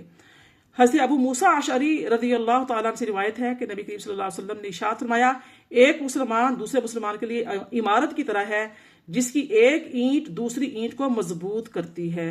دعا ہے اللہ تعالیٰ مسلمانوں کو اپنے باہمی تعلقات سمجھنے اور اس کے تقاضوں کے مطابق عمل پیرا ہونے کی توفیق عطا فرمائے۔ ارشاد ہوتا ہے یا ایھا الذین آمنوا لا یسخر قوم من قوم عسى ان یکونوا خیرا منہم ولا نساء من نساء عسى ان یکن خیرا منہن ولا تلمزوا انفسکم ولا تنابزوا بالالقاب بیس الاسم الفسوق بعد الایمان ومن لم یتب فاولئک هم الظالمون۔ آیت 11 ہے، بہت بہت اہم آیت ہے میرے لیے اور آپ کے لیے۔ فرمایا اے ایمان والو کوئی قوم کسی قوم کا مذاق نہ اڑائے، ممکن ہے وہ لوگ ان مذاق کرنے والے سے بہت بہتر ہوں، اور نہ عورتیں ہی دوسری عورتوں کا مذاق اڑائیں، ممکن ہے وہی عورتیں ان مذاق اڑانے والوں سے بہتر ہوں، اور نہ آپس میں طعنہ زنی اور الزام تراشی کیا کرو، اور نہ ایک دوسرے کے برے نام رکھا کرو۔ کسی کے ایمان لانے کے بعد اسے فاسق و بد کردار کہنا بہت ہی برا نام ہے، اور جس نے توبہ نہیں کی سو وہی لوگ ظالم ہیں۔ اللہ اکبر۔ اس آیت کا جو آیت ہے اس کا شان جو نزول ہے اس سے یہ معلوم ہو رہا ہے کہ اگر کسی شخص میں فقر ہے، محتاجی ہے، غریبی ہے، اس کے آثار نظر آ رہے ہیں تو اس کی بنا پر اس کا مذاق نہ اڑایا جائے۔ ہو سکتا ہے کہ جس کا مذاق اڑایا جا رہا ہے وہ مذاق اڑانے والے کے مقابلے میں دینداری کے لحاظ سے بہت بہتر ہے۔ حضرت انس بن مالک رضی اللہ تعالیٰ سے روایت ہے کہ رسول کریم نے ارشاد فرمایا کتنے ہی لوگ ایسے ہیں جن کے بال بکھرے ہوئے غبار آلود ہوتے ہیں، ان کے پاس 2 پرانی چادریں ہوتی ہیں اور انہیں کوئی پناہ نہیں دیتا، لیکن اللہ تعالیٰ کی بارگاہ میں ان کا رتبہ اور مقام یہ ہوتا ہے کہ اگر وہ اللہ تعالیٰ پر قسم کھا لیں کہ اللہ تعالیٰ فلاں کام کرے گا تو اللہ تعالیٰ وہ کام کر کے اس کی قسم کو سچا کر دکھاتے ہیں۔ فرمایا ولا نساء من نساء عسى ان یکن خیرا منہن، اور نہ عورتیں دوسری عورتوں پر ہنسے ہو سکتا ہے کہ ان ہنسنے والیوں سے بہتر ہوں۔ اب اس آیت مبارکہ کا شان نزول یہ ہے کہ حضرت انس فرماتے ہیں کہ رسول اللہ صلی اللہ علیہ وسلم کی ازواج مطہرات کے متعلق یہ آیات نازل ہوئی ہیں۔ انہوں نے حضرت ام سلمہ رضی اللہ تعالی عنہا کو چھوٹے قد کی وجہ سے شرمندہ کیا تھا۔ حضرت عبداللہ بن عباس رضی اللہ تعالیٰ عنہما فرماتے ہیں کہ آیت کا یہ حصہ ام المومنین حضرت صفیہ بنت حی رضی اللہ تعالیٰ عنہ کے حق میں اس وقت نازل ہوا جب انہیں نبی کریم صلی اللہ علیہ وسلم کی ایک زوجہ مطہرہ نے یہودی کی بیٹی کہا۔ اس واقعے کی تفصیل کو بیان کرتے ہوئے حضرت انس فرماتے ہیں کہ ام المومنین حضرت صفیہ رضی اللہ تعالیٰ عنہ کو معلوم ہوا کہ حضرت حفصہ نے انہیں یہودی کی لڑکی کہا ہے، اس پر انہیں رنج ہوا اور آپ رونے لگیں۔ جب نبی کریم صلی اللہ علیہ وآلہ وسلم ان کے پاس تشریف لائے اور انہیں روتے ہوئے پایا تو ارشاد فرمایا تم کیوں رو رہی ہو؟ عرض کی حضرت حفصہ رضی اللہ تعالیٰ عنہ نے مجھے یہودی کی لڑکی کہا ہے۔ تو نبی کریم صلی اللہ علیہ وسلم نے ارشاد فرمایا تم نبی زادی ہو، یعنی کہ تم نبی کی زادی ہو، تیرے چچا نبی ہیں، اور نبی کی بیوی ہو، نبی کی بیٹی ہو، چچا تمہارے نبی ہیں، چچا کی بھتیجی ہو اور نبی کی بیوی ہو تو تم پر وہ کیا فخر کرتی ہیں؟ اور حضرت حفصہ رضی اللہ تعالیٰ سے فرمایا اے حفصہ رضی اللہ تعالیٰ اللہ تعالیٰ سے ڈرو۔ تو میری پیاری بہنوں، یہاں آیا مبارکہ میں عورتوں کا جداگانہ ذکر اس لیے کیا گیا ہے کہ عورتوں میں ایک دوسرے کا مذاق اڑانے اور اپنے آپ کو بڑا جاننے کی عادت جو ہے وہ بہت زیادہ ہوتی ہے۔ اس آیا مبارکہ کا یہ مطلب نہیں ہے کہ عورتیں کسی صورت آپس میں ہنسی مذاق نہ کریں، بلکہ کچھ شرائط بتائی گئی ہیں کہ ان شرائط کے ساتھ ان کا آپس میں ہنسی مذاق کرنا بھی جائز ہے۔ آپ دیکھیے عورتیں جو ہیں، عورتوں کے ایک دوسرے سے جائز ہنسی جس میں نہ فوش ہو، نہ کسی کو تکلیف دینا یعنی کہ مطلب ہو، نہ بڑوں کی بے ادبی ہو، نہ چھوٹوں سے بد لحاظی ہو، نہ وقت و محل کی نظر سے بے موقع ہوں، نہ اس کی کثرت سے اپنی ہمسر عورتوں سے یہ کرنا، یہ سب جائز ہے۔ حضرت حسن رضی اللہ تعالیٰ فرماتے ہیں کہ نبی کریم صلی اللہ علیہ وسلم نے ارشاد فرمایا، قیامت کے دن لوگوں کا مذاق اڑانے والے کے سامنے جنت کا ایک دروازہ کھولا جائے گا۔ بہت ہی الرٹ کر دینے والی یہ حدیث مبارکہ ہے، توجہ سے سماعت فرمائیے گا۔ فرمایا کہ جنت کا دروازہ کھولا جائے گا۔ جو لوگ بے جا مذاق اڑاتے ہیں نا، ہر وقت عادت ہوتی ہے مذاق بنانے کی، ہر ایک کو دیکھ انہوں نے مذاق بنانا ہے، باتیں کرنی ہے۔ فرمایا کہ ان کے سامنے ایک جنت کا دروازہ کھولا جائے گا اور کہا جائے گا کہ آؤ آؤ، تو وہ بہت ہی بے چینی اور غم میں ڈوبا ہوا اس دروازے کے سامنے آگے آئے گا، مگر جیسے ہی دروازے کے پاس پہنچے گا تو وہ دروازہ بند کر دیا جائے گا۔ پھر ایک دوسرا جنت کا دروازہ کھولا جائے گا اور اس کو پکارا جائے گا کہ ادھر آؤ، اس طرف آؤ، یہاں آؤ۔ چاہتی بے چینی اور رنج و غم میں ڈوبا ہوا وہ انسان اس دروازے کے پاس جائے گا تو وہ دروازہ بھی بند کر دیا جائے گا۔ اسی طرح ساتوں کے ساتوں جو جنت کے دروازے ہیں کھولے جائیں گے اور یہی معاملہ پیش آئے گا، اور وہ یعنی کہ ایک دم سے دروازہ کھلے گا اور پکار پڑے گی تو وہ نا امیدی کی وجہ سے نہیں جائے گا۔ اس طرح وہ جنت میں داخل ہونے سے محروم رہ جائے گا۔ جب وہ کہے گا کہ ایسا کیوں کر رہے ہو، تو کہا کہ دنیا میں تم بھی تو ایسا مذاق بناتے تھے۔ حضرت علامہ عبد المصطفیٰ اعظمی رحمۃ اللہ علیہ فرماتے ہیں، کسی کو ذلیل کرنے کے لیے، اس کی تحقیر کرنے کے لیے، اس کی خامیوں کو ظاہر کرنا، اس کا مذاق اڑانا، اس کی نقل اتارنا، یا اس کو تانا مارنا، یا آر دلانا، یا اس پر ہنسنا، اس کے برے برے القاب یاد کرنا، اچھے برے نام رکھنا، اس کی ہنسی اڑانا، یہ آج کل کے بزم خود اپنے آپ کو عرفی شرفاء کہلانے والے کچھ قوموں کو حقیر ذلیل سمجھتے ہیں، محض قومیت کی بنا پر اس کا مذاق اور استہزاء کرتے ہیں، مذاق اڑاتے ہیں، کسی قسم کے دل جو آزار القاب سے یاد کرتے رہتے ہیں، کبھی تانا زنی کرتے ہیں، کبھی آر دلاتے ہیں۔ یہ سب حرکتیں حرام ہیں، گناہ ہیں اور جہنم میں لے جانے والے کام ہیں، لہٰذا ان حرکتوں سے توبہ لازم ہے، ورنہ یہ لوگ فاسق ٹھہریں گے۔ اسی طرح سیٹھوں اور مالداروں کی عادت ہوتی ہے کہ وہ غریبوں کے ساتھ جو ہے مذاق بناتے ہیں، ان کی اہانت کرتے ہیں، اہانت امیز القاب سے ان کو آر دلاتے ہیں، تانا زنی کرتے ہیں اور طرح طرح کی ان کے مذاق اڑایا جاتا ہے، جس سے غریبوں کی دل آزاری ہوتی ہے، مگر وہ اپنی غربت اور مفلسی کی وجہ سے مالداروں کے سامنے دم نہیں مارتے، بالکل کوئی بات نہیں کہتے۔ ان مالداروں کو ہوش میں آ جانا چاہیے کہ اگر وہ اپنے ان کرتوتوں سے توبہ کر کے باز نہ آئے تو یقیناً وہ قہر و قہار اور غضب جبار پر گرفتار ہو کر جہنم کے سزاوار بن جائیں گے، اور دنیا میں ان غریبوں کے آنسو قہر خداوندی کا سیلاب بن کر ان مالداروں کے محلات کو خس و خاشاک کی طرح بہا کر لے جائے گا۔ یہاں یہ بھی بات یاد رکھنی چاہیے، کسی شخص سے ایسا مذاق کرنا حرام ہے جس سے اسے اذیت پہنچے، ایسا مذاق جو اسے خوش کر دے، جسے خوش طبعی اور خوش مزاجی کہتے ہیں، یہ کرنا جائز ہے، بلکہ کبھی کبھی خوش طبعی کرنا سنت بھی ہے، جیسا کہ مفتی احمد یار خان نعیمی رحمۃ اللہ علیہ فرماتے ہیں کہ نبی کریم صلی اللہ علیہ وسلم کبھی کبھی خوش طبعی کرنا آپ سے ثابت ہے، اس لیے علماء کرام فرماتے ہیں کبھی کبھی خوش طبعی کرنا سنت مستحبہ ہے۔ مزید فرماتے ہیں کہ وہ مزاح ممنوع ہے جو حد سے زیادہ کیا جائے اور ہمیشہ اسی میں مصروف رہا جائے، اور جہاں تک ہمیشہ مزاح کرنے کا تعلق ہے تو اس میں خرابی یہ ہے کہ یہ کھیل کود اور غیر سنجیدگی ہے۔ کھیل اگرچہ بعض صورتوں میں جائز ہے، لیکن ہمیشہ اسی کام میں لگ جانا مذموم ہے، اس کی مذمت کی گئی ہے، ناپسندیدہ ہے، اور حد سے زیادہ مزاح کرنے میں خرابی یہ ہے کہ اس کی وجہ سے زیادہ ہنسی پیدا ہوتی ہے، اور زیادہ ہنسنے سے دل مردہ ہو جاتا ہے، اور بعض اوقات دل میں بغض پیدا ہو جاتا ہے، اور ہیبت جو وقار ہے، روب ہے، دبدبہ ہے، وہ ختم ہو جاتا ہے۔ لہٰذا جو مزاح ان امور سے خالی ہوں وہ قابل مذمت نہیں ہے، جیسا کہ نبی کریم صلی اللہ علیہ وآلہ وسلم نے ارشاد فرمایا، بے شک میں بھی مزاح کرتا ہوں اور میں خوش طبعی میں سچی بات ہی کہتا ہوں۔ تو میری پیاری بہنوں، سچی بات کہنا متروک ہونا چاہیے، سچی بات کرنی چاہیے۔ حضرت ابو درداء رضی اللہ تعالیٰ عنہ فرماتے ہیں، جیسے کہ اس آیہ مبارکہ میں فرمایا نا کہ لا تلمزوا انفسکم، اور آپس میں کسی کو تانا نہ دو، یعنی کسی کو عیب نہ لگاؤ، کیونکہ مومن ایک جان کی طرح ہے، جسے جب کسی دوسرے مومن پر عیب لگایا جائے گا تو گویا اپنے پر ہی وہ عیب لگاتا ہے۔ تو اس حدیث مبارکہ میں تانا دینے کے بعد بہت سی مذمت کی گئی ہے۔ حضرت ابو درداء رضی اللہ تعالیٰ روایت کرتے ہیں کہ رسول اللہ نے فرمایا کہ بہت لعن طعن کرنے والے قیامت کے دن نہ گواہ ہوں گے نہ شفیع ہوں گے۔ حضرت عبداللہ بن مسعود رضی اللہ تعالیٰ سے روایت ہے کہ رسول اللہ نے فرمایا، مومن نہ طعن کرنے والا ہوتا ہے، نہ لعنت کرنے والا ہوتا ہے، نہ فحش بکنے والا ہوتا ہے، نہ ہی بیہودہ ہوتا ہے۔ اللہ تعالیٰ ہمیں طعنہ دینے سے محفوظ فرمائے۔ پھر فرمایا وَلَا تَنَابَزُوا بِالْأَلْقَابِ، اور ایک دوسرے کے برے نام نہ رکھو۔ اب برے نام رکھنے سے مراد یہ ہے کہ اس کے بارے میں مفسرین جو ہیں وہ مختلف ان کے اقوال آتے ہیں۔ حضرت عبداللہ بن عباس رضی اللہ تعالیٰ عنہ نے فرمایا کہ ایک دوسرے کے برے نام رکھنے سے مراد یہ ہے کہ اگر کسی آدمی نے کسی برائی سے توبہ کر لی تو اسے توبہ کے بعد اس برائی سے آر دلائی جائے۔ یہاں آیت میں اسی بات سے منع فرمایا جا رہا ہے۔ حدیث پاک میں اس عمل کی وعید بھی بیان کی گئی ہے، جیسا کہ حضرت معاذ بن جبل رضی اللہ تعالیٰ سے روایت ہے کہ رسول اللہ نے ارشاد فرمایا کہ جس شخص نے اپنے بھائی کو اس کے کسی گناہ پر شرمندہ کیا تو وہ شخص اس وقت تک نہیں مرے گا جب تک وہ اس گناہ کا ارتکاب نہ کر لے۔ اس بات سے بہت ڈرنا چاہیے۔ جو تانے میں نے بڑے نام سے مارتے ہیں، اگلا بندہ توبہ کر لیتا ہے، تائب ہو جاتا ہے، شرمندہ ہوتا ہے، عبادت گزار بن جاتا ہے، اچھے رستے کی طرف آ جاتا ہے، لیکن اس کی جو زندگی ماضی ہوتا ہے اس کا تانا بنا کے رشتہ دار پوری زندگی باتیں چھوڑتے نہیں ہیں۔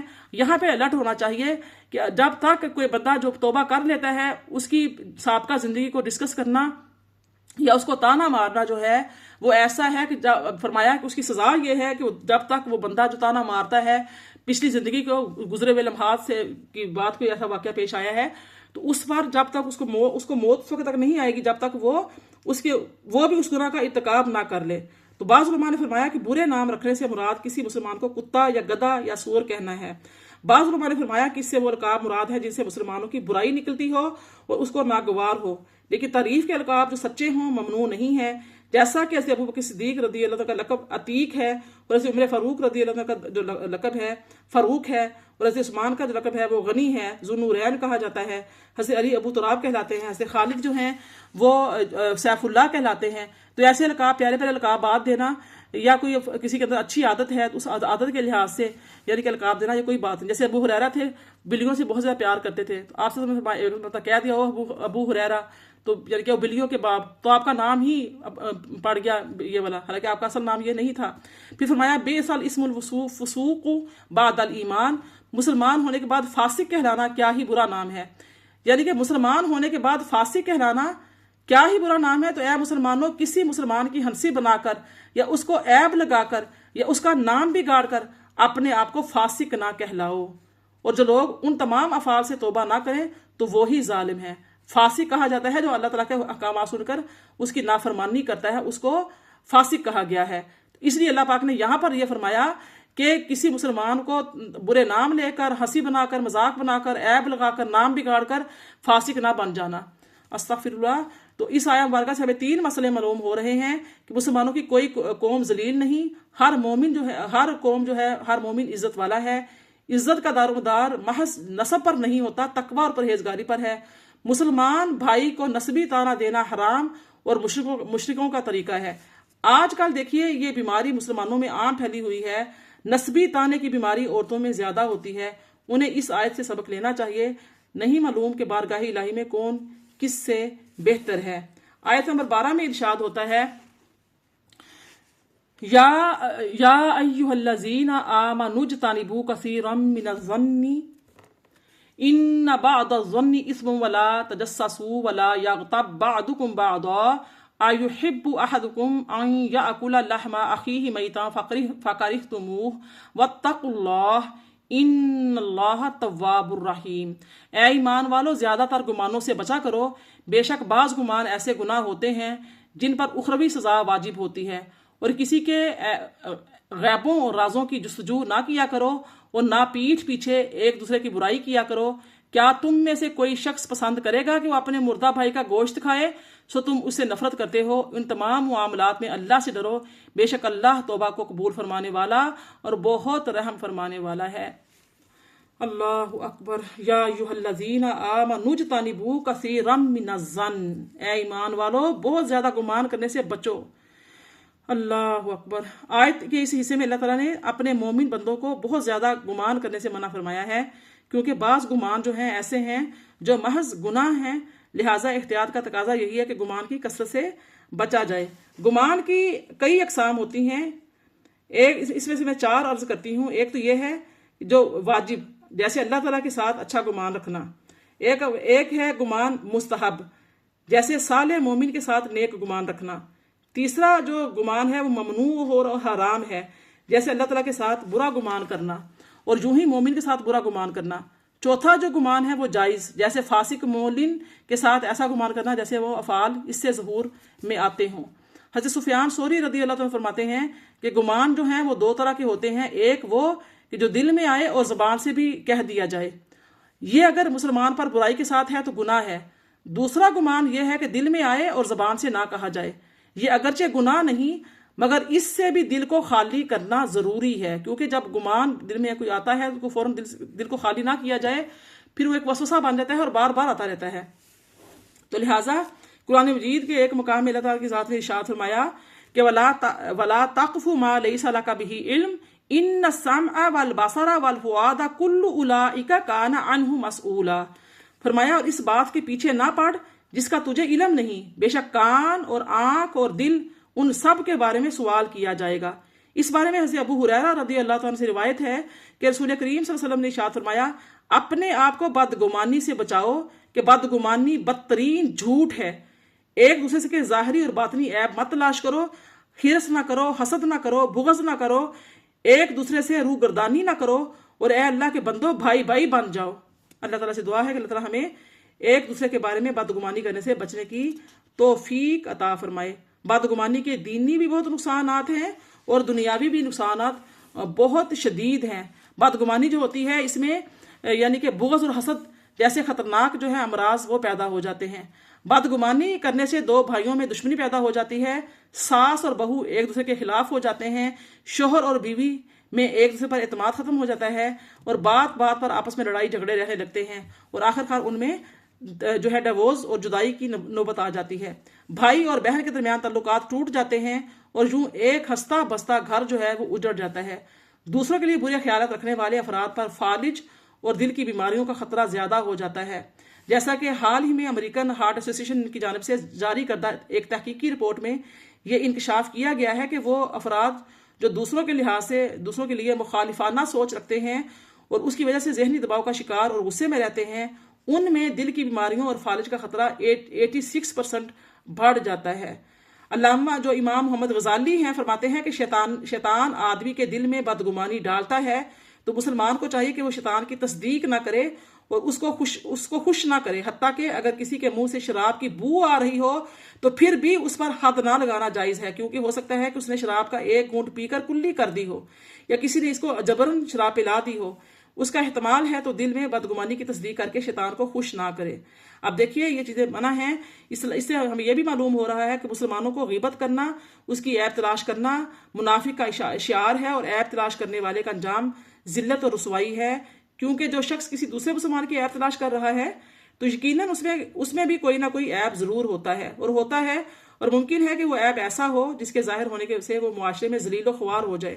تو لہٰذا عیب تلاش کرنے والوں کو اس بات سے ڈرنا چاہیے کہ ان کی اس حرکت کی بنا پر کہیں اللہ تعالیٰ ان کے وہ پوشیدہ عیوب ظاہر نہ فرما دے جس سے وہ ذلت اور رسوائی سے دوچار ہوتے ہیں۔ حضرت عبداللہ بن عمر رضی اللہ تعالیٰ سے روایت ہے کہ نبی صلی اللہ علیہ وسلم نے ارشاد فرمایا کہ جس نے کسی مسلمان کے عیب پر پردہ رکھا اللہ تعالیٰ قیامت کے دن اس کے عیوب پر پردہ رکھے گا۔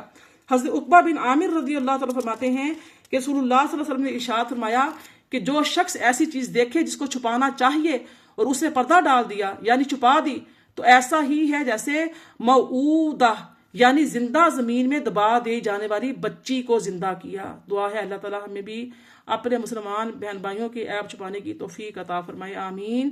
جو شخص لوگوں کی عیب تلاش کرنے میں رہتا ہے اسے خاص طور پر اور تمام لوگوں کو عمومی طور پر چاہیے کہ کسی کے عیب تلاش کرنے کی بجائے اپنے اندر موجودہ عیبوں کو تلاش کرنے اور ان کی اصلاح کرنے کی کوشش کریں کہ اسی میں ان کی اور دوسروں کی دنیا اور آخرت کی بھلائی ہے۔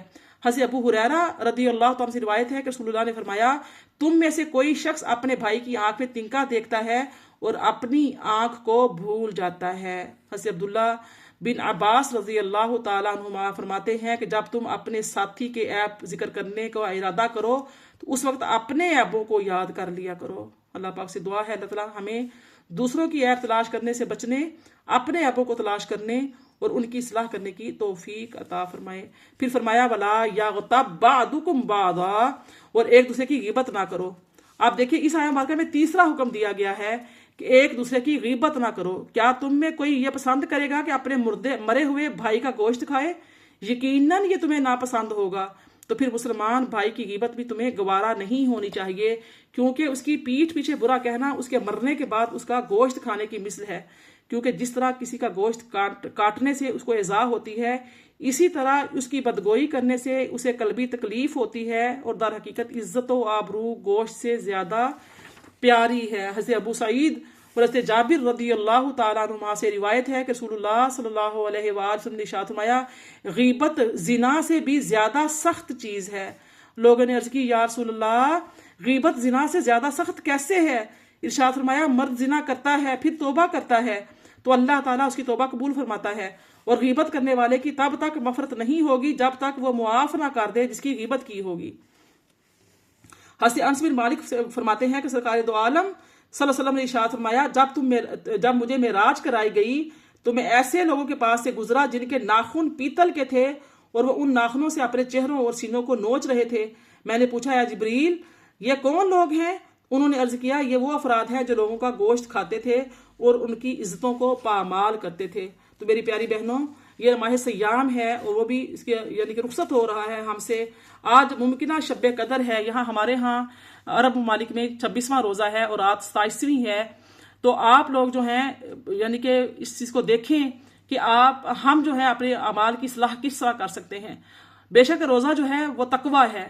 تو تقویٰ کیا ہے کہ اللہ تعالیٰ کی ذات ہمیں وہاں نہ دیکھے، یا ہمارے منہ سے وہ بات نہ نکلے جو اس کو پسند نہیں ہے، ہم وہ کام نہ کریں جو اس کو پسند نہیں ہے، جس جگہ پہ جانا وہ پسند نہیں کرتا وہاں پہ ہم نہ جائیں، اور جو کام کرنا، جو بات کہنا جو اس کو محبوب ہیں، جس جگہ پہ جانا پسند ہے اس کو، ہم اس کو ہمیشہ وہیں پر نظر آئیں۔ جہاں وہ پسند نہیں کرتا وہاں پہ نہ ہوں، جہاں پہ پسند کرتا ہے وہیں پر ہم اس کو ہر وقت ملیں، سر تا پاؤں تک اس کی بندگی اختیار کریں۔ یہی تقویٰ ہے، یہی رمضان کا مہینہ ہے۔ رمضان ہمیں تقویٰ سکھاتا ہے۔ جیسے ہم کھانا پینا چھوڑ دیتے ہیں، اکیلے گھر میں ہوتے ہیں، ہر چیز فریجوں میں، کچن میں ہمارے گھر میں موجود کھانے پینے کی ہوتی ہے، حتیٰ کہ مشروبات ہوتے ہیں، سب کچھ ہوتا ہے، کچھ بھی نہ ہو پانی تو ہوتا ہی ہے، ہم پانی پی سکتے ہیں، اپنی پیاس بجھا سکتے ہیں، لیکن شدت کی گرمی میں، بھوک اور پیاس کے عالم میں ہم اللہ سے ڈرتے ہیں کہ نہیں، ہمارا رب ہمیں دیکھ رہا ہے۔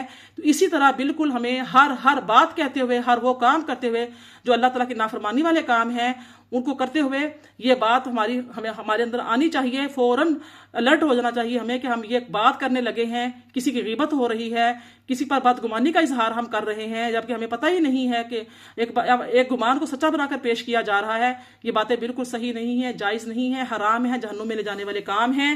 اس قرآن پاک کے لیے ہم نے جمع ہوتے ہیں، اس پر تدبر کرنے کا مقصد ہی یہ ہے تاکہ ہم اپنی زندگیاں بدلیں، نہ کہ کانوں سے لذت حاصل کریں اور بس سبحان اللہ کے میسج کریں اور بس پھر اٹھے دامن جھاڑیں اور اپنے کاموں میں مشغول ہو جائیں، نہ غیبت چھوڑیں، نہ چغلی چھوڑیں، نہ بہتان چھوڑیں، نہ الزام تراشی چھوڑیں، نہ کسی کا دل دکھانا چھوڑیں، نہ برے القابات سے یعنی کہ جان چھڑائیں اور نہ تانا زنی کرنا چھوڑیں۔ سب کچھ وہی کا وہیں رہ جائے اور قرآن پاک سنا، کانوں کی لذت محسوس کی، دل میں اتارا ہی نہیں اور بس اوپر سے سبحان اللہ کہتے رہے، اٹھ کے چلے گئے۔ ایسا نہیں کرنا۔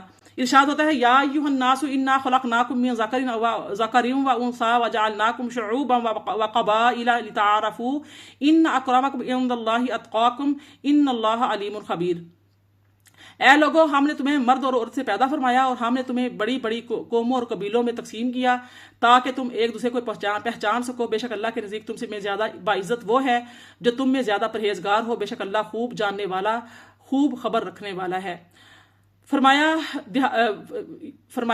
آیت نمبر 14 ہے، قالت الاعراب آمنا قل لم تؤمنوا ولكن قولوا اسلمنا ولما يدخل الايمان في قلوبكم وان تطيعوا الله ورسوله لا يلتكم من اعمالكم شيئا ان الله غفور رحيم۔ فرمایا دیہاتی لوگ کہتے ہیں کہ ہم ایمان لائے ہیں، آپ فرما دیجئے تم ایمان نہیں لائے، ہاں یہ کہو کہ ہم اسلام لائے ہیں، اور ابھی ایمان تمہارے دلوں میں داخل ہی نہیں ہوا، اور اگر تم اللہ اور اس کے رسول صلی اللہ علیہ وسلم کی اطاعت کرو تو وہ تمہارے اعمال کے ثواب میں سے کچھ بھی کم نہیں کرے گا۔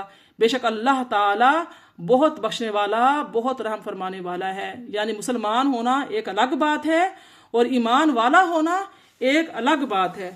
ایمان والا وہ ہوتا ہے جو اللہ تعالیٰ کی، اللہ کے رسول کی مان کر چلتا ہے، ہر وقت سر تسلیم خام کرتا ہے کہ جو حکم آ گیا آمنا صدقتا۔ مسلمان ہونا یعنی کہ بہت بڑی بات نہیں ہے۔ ایمان والا ہونا، تقوی والا ہونا اللہ تعالیٰ کے ہاں یہ بہت بڑی چیز ہے اور بہت بڑی بات ہے۔ سبحان اللہ۔ اب دیکھیے اس میں جو ہے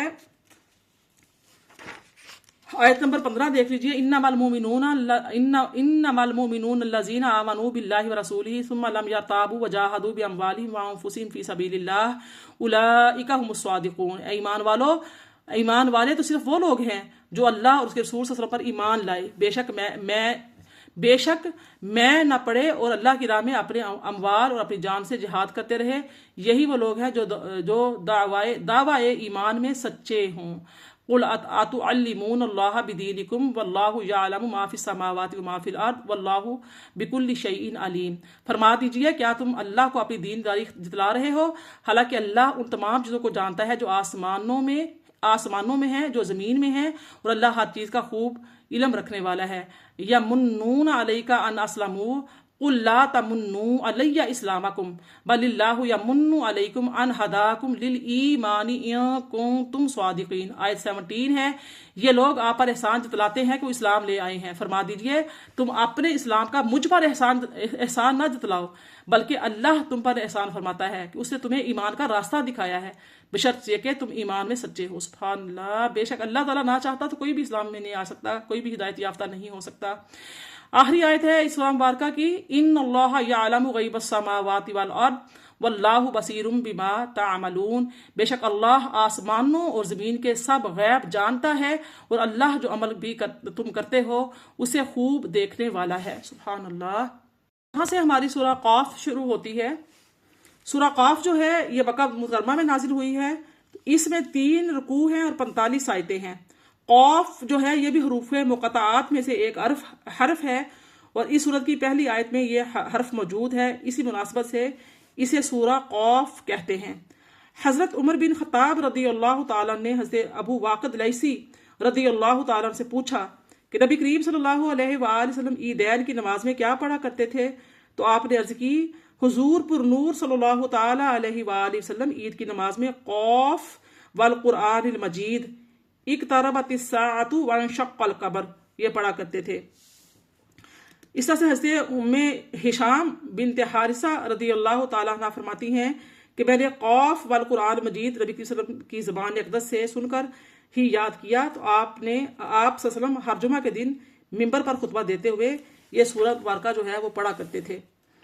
اس کا مرکزی مضمون بھی یہی ہے کہ اس میں مرنے کے بعد دوبارہ زندہ کیے جانے کا ثبوت پیش کیا گیا ہے، اور اسلام کے اس بنیادی عقیدے کا انکار کرنے والوں کا رد کیا گیا ہے، اور دیگر مضامین انشاءاللہ ہم پڑھتے جائیں گے ساتھ ساتھ۔ ارشاد ہوتا ہے، قاف والقرآن المجید بل عجبوا ان جاءهم منذر منهم فقال الكافرون هذا شيء عجیب۔ فرمایا قاف، یہ اس کا حقیقی معنی اللہ اور اللہ تعالیٰ کی دی ہوئی تعلیمات کی روشنی میں نبی کریم صلی اللہ علیہ وسلم ہی بہتر جانتے ہیں۔ فرمایا قسم ہے قرآن مجید کی، بلکہ ان لوگوں نے تعجب کیا کہ ان کے پاس انہی میں سے ایک ڈر سنانے والا آ گیا ہے، سو کافر کہتے ہیں یہ عجیب بات ہے۔ اَإِذَا مِتْنَا وَكُنَّا تُرَابًا ذَلِكَ رَجْعٌ بَعِيدٌ، کیا جب ہم مر جائیں گے اور ہم مٹی ہو جائیں گے تو پھر زندہ ہوں گے؟ یہ پلٹنا فہم و ادراک سے بعید ہے۔ قَدْ عَلِمْنَا مَا تَنْقُصُ الْأَرْضُ مِنْهُمْ وَعِنْدَنَا کِتَابٌ حَفِیظٌ، بے شک ہم جانتے ہیں کہ زمین ان کے جسموں سے کھا کر کتنا کم کرتی ہے، جسموں کو کھا کر کتنا کم کرتی ہے، اور ہمارے پاس ایسی کتاب ہے جس میں سب محفوظ ہے۔ اب اس آیہ مبارکہ سے یہ معلوم ہوا ہے کہ مرنے کے بعد انسان کا جسم مٹی ہو جائے گا۔ اس سلسلے میں یہ بات ہمیں یاد رکھنی چاہیے کہ انسان کبھی بھی خاک نہیں ہوتا، بلکہ اس کا بدن خاک ہو جاتا ہے، اور وہ بھی سارا بدن نہیں ہوتا، بلکہ اس کے کچھ باریک اصلی اجزاء جنہیں اوجب الذنب کہتے ہیں وہ جلتے اور گلتے نہیں ہیں، بلکہ ہمیشہ باقی رہتے ہیں، اور قیامت کے دن انہی اجزاء پر جسم کو دوبارہ بنایا جائے گا۔ حضرت ابو ہریرہ رضی اللہ تعالیٰ عنہ سے روایت ہے کہ رسول کریم صلی اللہ علیہ وسلم نے ارشاد فرمایا کہ انسان کے جسم میں ایک ایسی ہڈی ہے جسے مٹی کبھی نہیں کھا سکے گی، اور قیامت کے دن اسی پر بدن ترکیب کی جائے گی۔ صحابہ کرام رضی اللہ تعالیٰ نے عرض کیا، یا رسول اللہ صلی اللہ علیہ وسلم وہ ہڈی کون سی ہے؟ ارشاد فرمایا، اوجب الذنب، یعنی کہ یہ وہ ہڈی ہے نہ وہ جلتی ہے نہ وہ گلتی ہے، ہمیشہ باقی رہتی ہے، اور بروز قیامت ترکیب جسم جو ہے دوبارہ سے زندہ جو جسم ہے وہ بھی اسی سے ہی اٹھایا جائے گا۔ اب دیکھیے آگے آیت نمبر جو ہے 5 ہے، اس میں فرمایا بل کذبوا بالحق لما جاءہم فہم فی امر مریج، بلکہ عجیب اور فہم اور ادراک سے بعید بات تو یہ ہے کہ انہوں نے حق یعنی رسول اللہ صلی اللہ علیہ وسلم اور قرآن کو جھٹلا دیا جب وہ ان کے پاس آ چکا، سو وہ خود ہی الجھن اور اضطراب کی بات میں پڑے ہوئے ہیں۔ افلم ينظروا الى السماء فوقهم كيف بنيناها وزيناها وما لها من فروج، سو کیا انہوں نے آسمان کی طرف نگاہ نہیں کی جو ان کے اوپر ہے کہ ہم نے اسے کیسے بنایا اور کیسے سجایا، اور اس میں کوئی شگاف تو تک نہیں ہے۔ وَالْأَرْضَ مَدَدْنَاهَا وَأَلْقَيْنَا فِيهَا رَوَاسِيَ وَأَنبَتْنَا فِيهَا مِن كُلِّ زَوْجٍ بَهِيجٍ، اور اسی طرح ہم نے زمین کو پھیلایا اور اس میں ہم نے بہت بھاری پہاڑ رکھے اور ہم نے اس میں سے ہر قسم کے خوشنما پودے اگائے۔ تبصرۃ و ذکریٰ لکل عبد منیب، یہ سب بصیرت اور نصیحت کا سامان ہے ہر اس بندے کے لیے جو اللہ تعالیٰ کی طرف رجوع کرنے والا ہے۔ وَنَزَّلْنَا مِنَ السَّمَاءِ مَاءً مُبَارَكًا فَأَنبَتْنَا بِهِ جَنَّاتٍ وَحَبَّ الْحَصِيدِ، اور ہم نے آسمان سے بابرکت پانی برسایا، پھر ہم نے اس سے باغات اگائے اور کھیتوں کا غلہ بھی۔ وَالنَّخْلَ بَاسِقَاتٍ لَهَا طَلْعٌ نَضِيدٌ، اور لمبی لمبی کھجوریں جن کے خوشے طے بتہ ہوتے ہیں۔ رِزْقًا لِلْعِبَادِ وَأَحْيَيْنَا بِهِ بَلْدَةً مَيْتًا كَذَلِكَ الْخُرُوجُ، یہ سب کچھ اپنے بندوں کی روزی کے لیے کیا اور ہم نے اس پانی سے مردہ زمین کو زندہ کیا، اس طرح تمہارے قبروں سے نکلنا ہوگا۔ کذبت قبلہم قوم نوح واصحاب الرس وثمود، اور ان کفار مکہ سے پہلے قوم نوح نے اور سرزمین یمامہ کے اندھے کنویں والوں نے، اور مدینہ سے شام کی طرف تبوک کے قریبی بستی حجر میں آباد صالح علیہ السلام کی قوم سمود نے جھٹلایا۔ وعاد وفرعون واخوان لوط، اور عمان اور ارض محرہ کے درمیان یمن کی وادی احقاف میں آباد ہود علیہ السلام کی قوم عاد نے، اور مصر کے حکمران فرعون نے، اور ارض فلسطین میں صدوم اور امورہ کے رہنے والے قوم لوط نے۔ واصحاب الایکۃ وقوم تبع کل کذب الرسل فحق وعید، اور مدین کے گھنے درختوں والے بن یعنی کہ مدین کے گھنے درخت والے بن ایکا کے رہنے والوں نے، یہ قوم شعیب تھی، اور بادشاہ یمن اسعد ابو قریب طبع الحمیری کی قوم نے، الغرض ان سب نے رسولوں کو جھٹلایا، بس ان پر میرا وعدہ عذاب ثابت ہو کر رہا۔ افعینا بالخلق الاول بل ہم فی لبس من خلق جدید، 15 آیتیں ایک رکوع، یہاں پر سورہ قاف کا مکمل ہو رہا ہے۔ ارشاد فرمایا سو کیا ہم پہلی بار پیدا کرنے کے باعث تھک گئے ہیں؟ ایسا نہیں، بلکہ وہ لوگ اثر نو پیدائش کی نسبت شک میں پڑے ہوئے ہیں۔ وَلَقَدْ خَلَقْنَا الْإِنسَانَ وَنَعْلَمُ مَا تُوَسْوِسُ بِهِ نَفْسُهُ وَنَحْنُ أَقْرَبُ إِلَيْهِ مِنْ حَبْلِ الْوَرِيدِ، اور بے شک ہم نے انسان کو پیدا کیا ہے اور ہم ان وسوسوں کو بھی جانتے ہیں جو اس کا نفس ان کے دل و دماغ میں ڈالتا ہے، اور ہم اس کی شہ رگ سے بھی زیادہ اس کے قریب ہیں۔ سبحان اللہ۔ اِذْ يَتَلَقَّى الْمُتَلَقِّيَانِ عَنِ الْيَمِينِ وَعَنِ الشِّمَالِ قَعِيدٌ، جب دو لینے والے فرشتے اس کے ہر قول و فعل کو تحریر میں لے لیتے ہیں جو دائیں طرف ہیں اور بائیں طرف بیٹھے ہوئے ہیں۔ ما یلفظ من قول الا لدیہ رقیب عتید، وہ منہ سے کوئی بات نہیں کہنے پاتا مگر اس کے پاس ایک نگہبان لکھنے کے لیے تیار رہتا ہے۔ وجاءت سکرۃ الموت بالحق ذلک بما کنت منہ تحید، اور موت کی بے ہوشی حق کے ساتھ آ پہنچی۔ اے انسان، یہی وہ چیز ہے جس سے تو بھاگتا تھا۔ ونفخ فی الصور ذلک یوم الوعید، اور سور پھونکا جائے گا، یہی عذاب ہی وعید کا دن ہے۔ وجاءت کل نفس معها سائق وشہید، اور ہر جان ہمارے حضور اس طرح آئے گی کہ اس کا ایک ہانکنے والا فرشتہ اور دوسرا اعمال پر گواہ ہوگا۔ لقد كنت في غفلة من هذا فكشفنا عنك غطاءك فبصرك اليوم حديد، حقیقت میں تو اس دن سے غفلت میں پڑا رہا، سو ہم نے تیرا پردہ غفلت ہٹا دیا، بس آج تیری نگاہ تیز ہے۔ آیت نمبر 23 سورہ قاف۔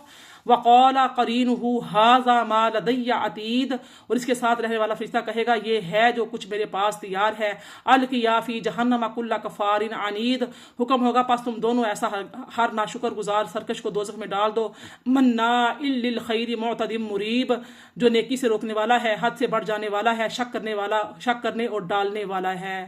یہاں پر غور کرنا چاہیے، جو لوگ ایک دوسرے کو شکوک و شبہات پیدا کرتے ہیں، نیکی کے راستے سے روکتے ہیں، بدگمانیاں پیدا کرتے ہیں، فضول وسوسے پیدا کرتے ہیں، ڈراتے ہیں، ایسے لوگوں کو ڈرنا چاہیے اللہ تعالیٰ سے، خود بھی نیکی کے رستے پہ چلنا نہیں چاہتے، دوسروں کو بھی چلانا نہیں چاہتے، خواہ خواہ کے وسوسے اپنے دل و دماغ سے باتیں سوچ کر بدگمانیاں پیدا کرنا، بدگمانیاں پھیلانا اور ان کو پھر یقین میں بدل دینا اور ایسے حالات کریٹ کر دینا، یہ سارے کام جو ہے نا گناہ اور حرام کے کام ہے۔ پھر فرمایا جو نیکی سے روکنے والا ہے، حد سے بڑھ جانے والا ہے، شک کرنے اور ڈالنے والا ہے، الذی جعل مع اللہ الہا آخر فالقیاہ فی العذاب الشدید، جس نے اللہ کے ساتھ دوسرا معبود ٹھہرا رکھا تھا سو تم اسے سخت عذاب میں ڈال دو۔ قال قرینہ ربنا ما اطغیتہ ولکن کان فی ضلال بعید، ہم اس کا دوسرا ساتھی شیطان کہے گا اے ہمارے رب اسے میں نے گمراہ نہیں کیا بلکہ یہ خود ہی پرلے درجے کا گمراہی میں مبتلا تھا۔ قال لا تختصموا لدی وقد قدمت الیک بالوعید، ارشاد ہوگا تم لوگ میرے حضور جھگڑا مت کرو حالانکہ میں تمہاری طرف پہلے ہی سے عذاب کی وعید بھیج چکا ہوں۔ ما یبدل القول لدی وما انا بظلام للعبید، آیت 29 سے 2 رکوع سورہ قاف کے مکمل ہو رہے ہیں۔ ارشاد ہوتا ہے میری بارگاہ میں فرمان بدلا نہیں جاتا اور نہ ہی میں بندوں پر ظلم کرنے والا ہوں۔ یوم نقول لجہنم هل امتلأت وتقول هل من مزید، اس دن ہم دوزخ سے فرمائیں گے کیا تو بھر گئی ہے، اور وہ کہے گی کیا کچھ اور زیادہ بھی ہے۔ وَأُزْلِفَتِ الْجَنَّةُ لِلْمُتَّقِينَ غَيْرَ بَعِيدٍ، اور جنت پرہیزگاروں کے لیے قریب کر دی جائے گی، بالکل دور نہیں ہوگی۔ هَذَا مَا تُوعَدُونَ لِكُلِّ أَوَّابٍ حَفِيظٍ، اور ان سے ارشاد ہوگا یہ ہے وہ جس کا تم سے وعدہ کیا گیا تھا کہ ہر توبہ کرنے والے اپنے دین اور ایمان کی حفاظت کرنے والے کے لیے ہے۔ من خشی الرحمن بالغیب وجاء بقلب منیب، جو خدائے رحمان سے بن دیکھے ڈرتا رہا اور اللہ کی بارگاہ میں رجوع اور انابت والا دل لے کر حاضر ہوا۔ ادخلوها بسلام ذالک یوم الخلود، اس میں سلامتی کے ساتھ داخل ہو جاؤ، یہ ہمیشہ کا دن ہے۔ لہم ما یشاؤون فیہا ولدینا مزید، اس جنت میں ان کے لیے وہ تمام نعمتیں موجود ہوں گی جن کی وہ خواہش کریں گے، اور ہمارے حضور میں ایک نعمت مزید بھی ہے یا اور بھی بہت کچھ ہے، سو عاشق مست ہو جائیں گے۔ وَكَمْ أَهْلَكْنَا قَبْلَهُمْ مِنْ قَرْنٍ هُمْ أَشَدُّ مِنْهُمْ بَطْشًا فَنَقَّبُوا فِي الْبِلَادِ هَلْ مِن مَّحِيصٍ، اور ہم نے ان کفار و مشرکین مکہ سے پہلے کتنی ہی امتوں کو ہلاک کر دیا جو طاقت و قوت میں ان سے کہیں بڑھ کر تھیں، چنانچہ انہوں نے دنیا کے شہروں کو چھان مارا تھا کہ کہیں موت یا عذاب سے بھاگ جانے کی کوئی جگہ ہو۔ ان فی ذلک لذکری لمن کان لہ قلب او القی السمع وہو شہید، بے شک اس میں یقیناً انتباہ و تذکر ہے اس شخص کے لیے جو صاحب دل یعنی غفلت سے دوری اور قلبی بیداری رکھتا ہے یا کان لگا کر سنتا ہے، یعنی توجہ کو ایک یکسو اور غیر سے منقطع رکھتا ہے، اور وہ باطنی مشاہدہ میں ہے یعنی حسن و جمال اور الوہیت کی تجلیات میں گم رہتا ہے۔ وَلَقَدْ خَلَقْنَا السَّمَاوَاتِ وَالْأَرْضَ وَمَا بَيْنَهُمَا فِي سِتَّةِ أَيَّامٍ وَمَا مَسَّنَا مِن لُغُوبٍ، اور بے شک ہم نے آسمانوں اور زمین کو اور اس کائنات کو جو دونوں کے درمیان ہے 6 زمانوں میں تخلیق کیا ہے، اور ہمیں کوئی تکان نہیں پہنچی۔ فَاصْبِرْ عَلَىٰ مَا يَقُولُونَ وَسَبِّحْ بِحَمْدِ رَبِّكَ قَبْلَ طُلُوعِ الشَّمْسِ وَقَبْلَ الْغُرُوبِ، سو آپ ان بات پر جو وہ کہتے ہیں صبر کیجئے اور اپنے رب کی حمد کے ساتھ تسبیح کیجئے طلوع آفتاب سے پہلے اور غروب آفتاب سے پہلے۔ وَمِنَ اللَّيْلِ فَسَبِّحْهُ وَأَدْبَارَ السُّجُودِ، اور رات کے بعض اوقات میں بھی اس کی تسبیح کیجئے اور نمازوں کے بعد بھی۔ وَاسْتَمِعْ يَوْمَ يُنَادِ الْمُنَادِ مِن مَّكَانٍ قَرِيبٍ، اور اس دن کا حال خوب سن لیجئے جس دن ایک پکارنے والا قریبی جگہ سے پکارے گا۔ یوم یسمعون الصیحۃ بالحق ذالک یوم الخروج، جس دن لوگ سخت چنگاڑ کی آواز کو بالیقین سنیں گے، یہی قبروں سے نکلنے کا دن ہوگا۔ انا نحن نحیی ونمیت والینا المصیر، بے شک ہم ہی زندہ رکھتے ہیں اور ہم ہی موت دیتے ہیں اور ہماری ہی طرف پلٹ کر آنا ہے۔ یوم تشقق الارض عنہم سراعا ذالک حشر علینا یسیر، جس دن زمین ان پر سے پھٹ جائے گی تو وہ جلدی جلدی نکل پڑیں گے۔ یہ حشر بھی پھر سے لوگوں کو جمع کرنا ہم پر نہایت آسان ہے۔ نحن اعلم بما یقولون وما انت علیہم بجبار فذکر بالقرآن من یخاف وعید، اور ہم خوب جانتے ہیں جو کچھ وہ کہتے ہیں اور آپ ان پر جبر کرنے والے نہیں ہیں، پس قرآن کے ذریعے اس شخص کو نصیحت فرمائیں جو میرا وعدہ عذاب سے ڈرتا ہے۔ یہاں پر سورہ قاف مکمل ہو گئی ہے اور سورہ زاریات شروع ہوتی ہے۔ سورہ زاریات جو ہے اس کا جو مقام نزول ہے یہ بھی مکہ المکرمہ ہے۔ اس سورت میں 3 رکوع 60 آیتیں ہیں۔ زاریات کا معنی ہے خاک بکھیر کر اڑا دینے والی ہوائیں۔ اس سورت کی پہلی آیت میں اللہ تعالیٰ نے ان ہواؤں کی قسم ارشاد فرمائی ہے اسی مناسبت سے ان کا نام جو ہے سورہ زاریات رکھا گیا ہے۔ اس سورہ کا جو مرکزی مضمون وہ یہ ہے کہ اس میں اسلام کی بنیادی عقائد جیسے توحید، نبوت اور مرنے کے بعد دوبارہ زندہ کیے جانے کو ثابت کیا گیا ہے، اور اس کے مخالف چیزوں جیسے شرک، نبوت کی تکذیب اور حشر و نشر کے انکار کی نفی کی گئی ہے۔ اس سورہ مبارکہ کی ابتدائی آیات میں کفار مکہ کے احوال بیان کیے گئے ہیں۔ وہ قرآن مجید آخرت اور جہنم کے شدید عذاب کو جٹاتے ہیں۔ اس طرح متقی مسلمانوں کے احوال اور ان کے لیے تیار کی گئی جنت کی نعمتیں بیان کی گئی ہیں تاکہ عقل مند انسان ان دونوں میں فرق سمجھے اور اسے عبرت اور نصیحت حاصل کریں۔ بسم اللہ الرحمن الرحیم، اللہ کے نام سے شروع کرتی ہوں جو نہایت مہربان نہایت رحم فرمانے والا ہے۔ ارشاد ہوتا ہے وَالذَّارِيَاتِ ذَرْوًا فَالْحَامِلَاتِ وِقْرًا، اڑا کر بکھیر دینے والی ہواؤں کی قسم اور پانی کا بارے گراں اٹھانے والی بدریوں کی قسم، فَالْجَارِيَاتِ يُسْرًا، اور خرامہ خرامہ چلنے والی کشتیوں کی قسم، وَالْمُقَسِّمَاتِ أَمْرًا، اور کام تقسیم کرنے والے فرشتوں کی قسم، إِنَّمَا تُوعَدُونَ لَصَادِقٌ، بے شک آخرت کا جو وعدہ تم سے کیا جا رہا ہے بالکل سچ ہے۔ اصل میں بات یہ ارشاد فرمانی تھی، اس سے پہلے اتنی جو قسمیں کھائی گئی ہیں، اللہ کو قسمیں کھانے کی حاجت نہیں ہے، صرف اور صرف اتنی عظیم خبر، اتنی بڑی خبر کے بارے میں جو بتایا جا رہا ہے اس طرف ہماری توجہ دلانا مقصود ہے۔ فرمایا وَإِنَّ الدِّينَ لَوَاقِعٌ، اور بے شک اعمال کی جزا اور سزا ضرور واقع ہو کر رہے گی۔ وَالسَّمَاءِ ذَاتِ الْحُبُكِ، اور ستاروں اور سیاروں کی کہکشاؤں اور گزرگاہوں والے آسمان کی قسم۔ إِنَّكُمْ لَفِي قَوْلٍ مُخْتَلِفٍ، بے شک تم مختلف بے جوڑ باتوں میں پڑے ہوئے ہو۔ یعنی کہ جو آقا کریم صلی اللہ علیہ وسلم کے بارے میں شان میں باتیں کرتے تھے کہ آپ جادوگر ہیں، ساحر ہیں، نعوذ باللہ، آپ پر کوئی جنات کا اثر ہو گیا ہے، اس طرح کی جو باتیں کرتے تھے، من گڑت باتیں کرتے ہیں، خود سے کتاب لکھ کے لاتے ہیں، وہ ساری باتوں میں تم فضول پڑے ہوئے ہو۔ یوفق عنہ من افک، اس سے رسول اللہ صلی اللہ علیہ وسلم اور قرآن سے وہی پھرتا ہے جسے علم ازلی سے پھیر دیا گیا ہے۔ قتل الخراصون، ظن اور تخمین سے جھوٹ بولنے والے ہلاک ہو گئے۔ الذین هم فی غمرۃ ساہون، جو جہالت و غفلت میں آخرت کو بھول جانے والے ہیں۔ یعنی کہ ظن کہتے ہیں گمان کو، تخمینہ لگانا، بدگمانیاں کرنا، جھوٹ بولنا، یہ بالکل ہی بہت ہی برے اعمال ہیں جس کو اللہ پاک کی ذات پسند نہیں کرتی، اور ایسے لوگ ہی جو خسارہ پانے والے ہیں، گھاٹے میں ہیں۔ تو جو آج کل ہمارے معاشرے میں یہ چیزیں اتنی زیادہ ہیں، اس پر کوئی توجہ نہیں دیتا، جس کی وجہ سے آپ دیکھیے کتنی بے چینی گھروں میں بھی پائی جاتی ہے، گلی محلے بازاروں میں ہر انسان بے تاب و بے چین نظر آتا ہے۔ الذین هم فی غمرۃ ساہون، جو جہالت و غفلت میں آخرت کو بھول جانے والے ہیں۔ یسألون ایان یوم الدین، پوچھتے ہیں یوم جزا کب ہوگا۔ یوم هم علی النار یفتنون، فرما دیجئے اس دن ہوگا جب وہ آتش دوزخ میں تپائے جائیں گے۔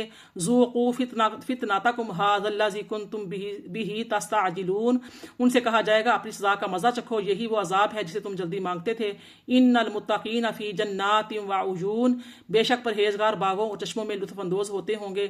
آخذین ما آتاہم ربہم انہم کانوا قبل ذلک محسنین، ان نعمتوں کو کیف و سرور سے لیتے ہوں گے جو ان کا رب انہیں لطف و کرم سے دیتا ہوگا۔ بے شک یہ وہ لوگ ہیں جو اس سے قبل کی زندگی میں صاحبان احسان تھے۔ کانوا قلیلا من اللیل ما یہجعون، وہ راتوں کو تھوڑی سی دیر سویا کرتے تھے۔ وبالاسحار هم یستغفرون، اور رات کے پچھلے پہروں میں اٹھ اٹھ کر مغفرت طلب کرتے تھے۔ وفی اموالہم حق للسائل والمحروم، اور ان کے اموال میں سائل اور محروم سب حاجت مندوں کا حق مقرر تھا۔ وفی الارض آیات للموقنین، اور زمین میں صاحبان یقین یعنی کامل یقین والوں کے لیے بہت سی نشانیاں ہیں۔ وفی انفسکم افلا تبصرون، اور خود تمہارے نفوس میں بھی ہیں سو کیا تم دیکھتے نہیں ہو۔ وفی السماء رزقکم وما توعدون، اور آسمان میں تمہارا رزق بھی ہے اور وہ سب کچھ بھی جس کا تم سے وعدہ کیا جاتا ہے۔ فورب السماء والارض انہ لحق مثل ما انکم تنطقون، آیت 23 سورہ، یہاں پہ ایک رکوع مکمل ہو رہا ہے سورہ زاریات کا۔ ارشاد ہوتا ہے پس آسمان اور زمین کے مالک کی قسم، یہ ہمارا وعدہ اسی طرح یقینی ہے جس طرح تمہارا اپنا بولنا تمہیں اس پر کامل یقین ہوتا ہے کہ منہ سے کیا کہہ رہے ہو۔ حل اتاک حدیث ضیف ابراہیم المکرمین، کیا آپ کے پاس ابراہیم علیہ السلام کے معزز مہمانوں کی خبر پہنچی ہے؟ اذ دخلوا دخلوا علیہ فقالوا سلاما قال سلام قوم منکرون، جب وہ فرشتے ان کے پاس آئے تو انہوں نے اسلام پیش کیا۔ ابراہیم نے بھی جواباً سلام کہا، ساتھ ہی دل میں سوچنے لگے کہ یہ اجنبی لوگ ہیں۔ فراغ الی اہلہ فجاء بعجل سمین، پھر جلدی سے اپنے گھر کی طرف گئے اور ایک فربہ بچھڑے کی سجی لے آئے۔ فقربہ الیہم قال الا تاکلون، پھر اسے ان کے سامنے پیش کر دیا، فرمانے لگے کیا تم نہیں کھاؤ گے؟ فاوجس منہم خیفہ قالوا لا تخف وبشروہ بغلام علیم، پھر ان کے نہ کھانے سے دل میں ہلکی سی گھبراہٹ محسوس کی۔ وہ فرشتے کہنے لگے آپ گھبرائیے نہیں، اور ان کو علم و دانش والے بیٹے اسحاق علیہ السلام کی خوشخبری سنا دی۔ فاقبلت امرأتہ فی سرۃ فسقت وجہها وقالت عجوز عقیم، پھر ان کی بیوی سارہ حیرت و حسرت کی آواز نکالتے ہوئے متوجہ ہوئیں اور تعجب سے اپنے ماتھے پر ہاتھ مارا اور کہنے لگی کیا بوڑھیا بانج اور بچہ جنیں گی؟ قالوا کذالک قال ربک انہ هو الحکیم العلیم، فرشتوں نے کہا ایسا ہی ہوگا، تمہارے رب نے فرمایا ہے، بے شک وہ بڑی حکمت والا اور بہت علم والا ہے۔ اب یہاں پر ماشاءاللہ ہمارا 27واں پارہ شروع ہو رہا ہے۔ ارشاد ہوتا ہے قال فما خطبکم ایھا المرسلون، ابراہیم علیہ السلام نے کہا اے بھیجے ہوئے فرشتوں، اس بشارت کے علاوہ تمہارا آنے کا بنیادی مقصد کیا ہے؟ قالوا انا ارسلنا الی قوم مجرمون، انہوں نے کہا ہم مجرم قوم یعنی قوم لوط کی طرف بھیجے گئے ہیں۔ لنرسل علیہم حجارۃ من طین، تاکہ ہم ان پر مٹی کے پتھریلے کنکر برسائیں۔ مصومۃ عند ربک للمسرفین، وہ پتھر جن پر حد سے گزر جانے والوں کے لیے آپ کے رب کی طرف سے نشان لگا دیا گیا ہے۔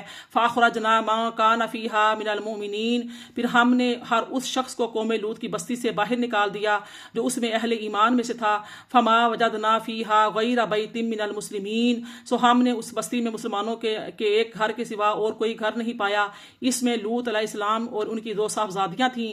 وَتَرَكْنَا فِيهَا آیَةً لِلَّذِينَ يَخَافُونَ الْعَذَابَ الْعَلِيمَ، اور ہم نے اس بستی میں ان لوگوں کے لیے عبرت کی ایک نشانی باقی رکھی جو دردناک عذاب سے ڈرتے ہیں۔ وَفِي مُوسَىٰ إِذْ أَرْسَلْنَاهُ إِلَىٰ فِرْعَوْنَ بِسُلْطَانٍ مُّبِينٍ، اور موسیٰ علیہ السلام کے واقعے میں بھی نشانیاں ہیں جب ہم نے انہیں فرعون کی طرف واضح دلیل دے کر بھیجا۔ فَتَوَلَّىٰ بِرُكْنِهِ وَقَالَ سَاحِرٌ أَوْ مَجْنُونٌ، تو اس نے اپنے اراکین سلطنت سمیت روگردانی کی اور کہنے لگا یہ جادوگر، یہ دیوانہ ہے۔ فَأَخَذْنَاهُ وَجُنُودَهُ فَنَبَذْنَاهُمْ فِي الْيَمِّ وَهُوَ مُلِيمٌ، آیت 40 ہے، سورہ زاریات، پارہ 27واں شروع ہو چکا ہوا ہے۔ پھر آپ نے اسے اور اس کے لشکر کو عذاب کے گرفت میں لے لیا اور اس سب کو دریا میں غرق کر دیا، اور وہ تھا ہی قابل ملامت کام کرنے والا۔ وَفِي عَادٍ إِذْ أَرْسَلْنَا عَلَيْهِمُ الرِّيحَ الْعَقِيمَ، اور قوم عاد کی ہلاکت میں بھی نشانی ہے جبکہ ہم نے ان پر خیر و برکت ہوا بھیجی۔ ما تذر من شیء اتت علیہ الا جعلته کالرمیم، وہ جس چیز پر بھی گزرتی تھی اسے ریزہ ریزہ کیے بغیر نہیں چھوڑتی تھی۔ وفی ثمود اذ قیل لهم تمتعوا حتى حین، اور قوم ثمود کی ہلاکت میں بھی عبرت کی نشانی ہے جبکہ ان سے کہا گیا کہ تم ایک معینہ وقت تک فائدہ اٹھا لو۔ فعتوا عن امر ربهم فاخذتهم الصاعقة وهم ينظرون، تو انہوں نے اپنے رب کی حکم سے سرکشی کی، پس انہیں ہولناک کڑک نے آن لیا اور وہ دیکھتے ہی رہ گئے۔ فما استطاعوا من قیام وما كانوا منتصرین، پھر وہ نہ کھڑے رہنے پر قدرت پا سکے اور نہ وہ ہم سے بدلہ لے سکنے والے تھے۔ وقوم نوح من قبل انہم كانوا قوما فاسقین، اور اس سے پہلے نوح کی قوم کو بھی ہلاک کیا، بے شک وہ سخت نافرمان لوگ تھے۔ والسماء بنیناها بأید وإنا لموسعون، اور آسمانی کائنات کو ہم نے بڑی قوت کے ذریعے سے بنایا اور یقیناً ہم اس کائنات کو وسعت اور پھیلاؤ دیتے جا رہے ہیں۔ والارض فرشناها فنعم الماہدون، آیت 48 سورہ زاریات پارہ 27، اور سطح زمین کو ہم نے ہی قابل رہائش فرش بنایا، سو ہم کیا خوب سنوارنے اور سیدھا کرنے والے ہیں۔ وَمِن كُلِّ شَيْءٍ خَلَقْنَا زَوْجَيْنِ لَعَلَّكُمْ تَذَكَّرُونَ، اور ہم نے ہر چیز سے 2 جوڑے پیدا فرمائے تاکہ تم دھیان کرو اور سمجھو۔ فَفِرُّوا إِلَى اللَّهِ إِنِّي لَكُمْ مِنْهُ نَذِيرٌ مُبِينٌ، یہاں 50 آیتیں مکمل ہو رہی ہیں۔ ارشاد ہوتا ہے پس تم اللہ کی طرف دوڑ چلو، بے شک میں اس کی طرف سے تمہیں کھلا ڈر سنانے والا ہوں۔ وَلَا تَجْعَلُوا مَعَ اللَّهِ إِلَٰهًا آخَرَ إِنِّي لَكُم مِّنْهُ نَذِيرٌ مُّبِينٌ، اور اللہ کے سوا کوئی دوسرا معبود نہ بناؤ، بے شک میں اس کی جانب سے تمہیں کھلا ڈر سنانے والا ہوں۔ كَذَٰلِكَ مَا أَتَى الَّذِينَ مِن قَبْلِهِم مِّن رَّسُولٍ إِلَّا قَالُوا سَاحِرٌ أَوْ مَجْنُونٌ، اسی طرح ان سے پہلے لوگوں کے پاس بھی کوئی رسول نہیں آیا مگر انہوں نے یہی کہا کہ جادوگر ہے یا دیوانہ۔ أَتَوَاصَوْا بِهِ بَلْ هُمْ قَوْمٌ طَاغُونَ، کیا وہ لوگ ایک دوسرے کو اس بات کی وصیت کرتے رہے بلکہ وہ سب سرکش باغی لوگ تھے۔ فَتَوَلَّ عَنْهُمْ فَمَا أَنْتَ بِمَلُومٍ، سو آپ ان سے نظر التفات ہٹا لیں، پس آپ پر ان کے ایمان نہ لانے کی کوئی ملامت نہیں۔ وَذَكِّرْ فَإِنَّ الذِّكْرَىٰ تَنفَعُ الْمُؤْمِنِينَ، سبحان اللہ، اور آپ نصیحت کرتے رہیں کہ بے شک نصیحت مومنوں کو فائدہ دیتی ہے۔ وَمَا خَلَقْتُ الْجِنَّ وَالْإِنسَ إِلَّا لِيَعْبُدُونَ، اور میں نے جنات اور انسانوں کو صرف اسی لیے پیدا کیا کہ وہ میری بندگی اختیار کریں۔ ما اريد منهم من رزق وما اريد ان يطعمون، نہ میں ان سے رزق کی یعنی کمائی کی طلب کرتا ہوں اور نہ اس کا طلبگار ہوں کہ وہ مجھے کھانا کھلائیں۔ ان اللہ والرزاق ذو القوۃ المتین، بے شک اللہ ہی ہر ایک کا روزی رساں ہے، بڑی قوت والا ہے، زبردست مضبوط ہے، اسے کسی کی مدد و تعاون کی حاجت نہیں ہے۔ فإن للذین ظلموا ذنوبا مثل ذنوب اصحاب فلا یستعجلون، بس ان ظالموں کے لیے بھی حصہ عذاب مقرر ہے ان کے پہلے گزرے ہوئے ساتھیوں کے حصہ عذاب کی طرح، سو وہ مجھ سے جلدی طلب کر رہے ہیں، اسے جلدی طلب نہ کریں۔ فَوَيْلٌ لِّلَّذِينَ كَفَرُوا مِن يَوْمِهِمُ الَّذِي يُوعَدُونَ، سو کافروں کے لیے ان کے اس دن میں بڑی تباہی ہے جس کا ان سے وعدہ کیا جا رہا ہے۔ سبحان اللہ۔ یہاں پر سورہ زاریات مکمل ہوتی ہے۔ بسم اللہ الرحمن الرحیم، اللہ کے نام سے شروع کرتی ہوں جو نہایت مہربان نہایت رحم فرمانے والا ہے۔ وَالطُّورِ وَكِتَابٍ مَّسْطُورٍ فی رق منشور والبیت المعمور والسقف المرفوع والبحر المسجور، صدق اللہ العلی العظیم۔ یہ سورہ طور جو ہے یہ بھی سورہ مکہ مکرمہ کی ہے، مکہ مکرمہ میں نازل ہوئی۔ اس میں 2 رکوع ہیں اور 49 یعنی 49 آیتیں ہیں۔ طور ایک پہاڑ کا نام ہے اور اس سورت کی ابتدا میں اللہ تعالیٰ نے اس پہاڑ کی قسم اور ارشاد فرمائی ہے، اسی مناسبت سے اس کو سورہ طور کہتے ہیں۔ ام المومنین ام سلمہ رضی اللہ تعالیٰ فرماتی ہیں کہ نبی کریم صلی اللہ علیہ وسلم نے یعنی کہ نبی کریم صلی اللہ علیہ وآلہ وسلم سے اپنی بیماری کی شکایت کی تو آپ نے ارشاد فرمایا تم سوار ہو کر لوگوں کے پیچھے سے طواف کر لو۔ تو میں نے طواف کیا تو نبی کریم صلی اللہ علیہ وسلم بیت اللہ کی طرف منہ کر کے نماز پڑھ رہے تھے اور آپ نماز میں سورہ طور کی تلاوت فرما رہے تھے۔ تو لہٰذا اس کا جو ہے انشاءاللہ تعالیٰ ہم شروع کرتے ہیں۔ میں نے آپ کے سامنے 6 آیتیں جو ہیں وہ تلاوت کی ہیں۔ آئیے اس کا ترجمہ دیکھتے ہیں۔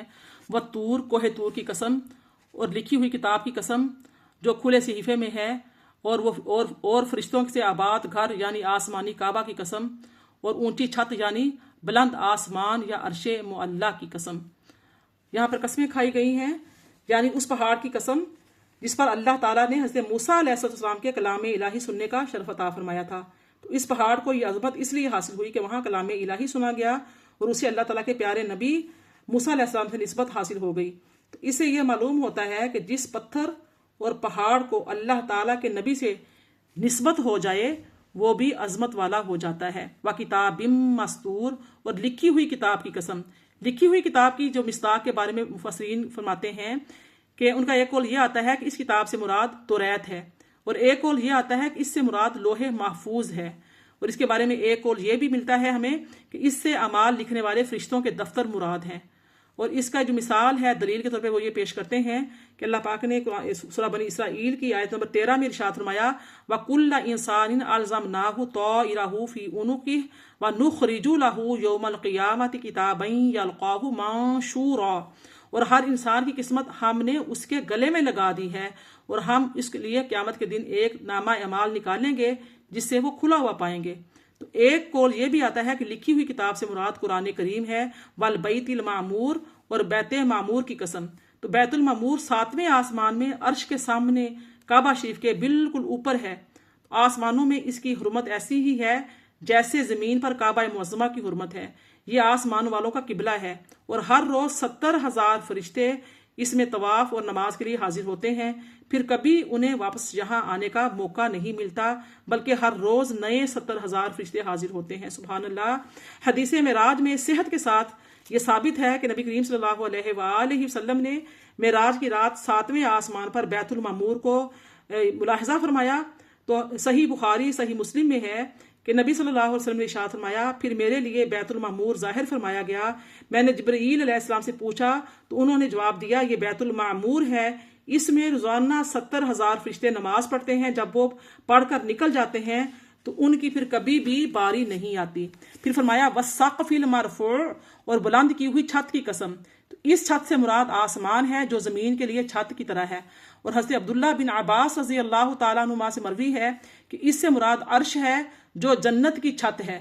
پھر فرمایا والبحر المسجور، اور بھڑکائے جانے والے سمندر کی قسم۔ مروی ہے کہ اللہ تعالیٰ قیامت کے دن تمام سمندروں کو آگ کر دے گا، جس سے جہنم کی آگ میں بھی اور زیادتی ہو جائے گی۔ اللہم اجرنا من النار۔ ارشاد ہوا ان عذاب ربک لواقع ما لہ من دافع۔ آیت نمبر 7 اور 8 ہے۔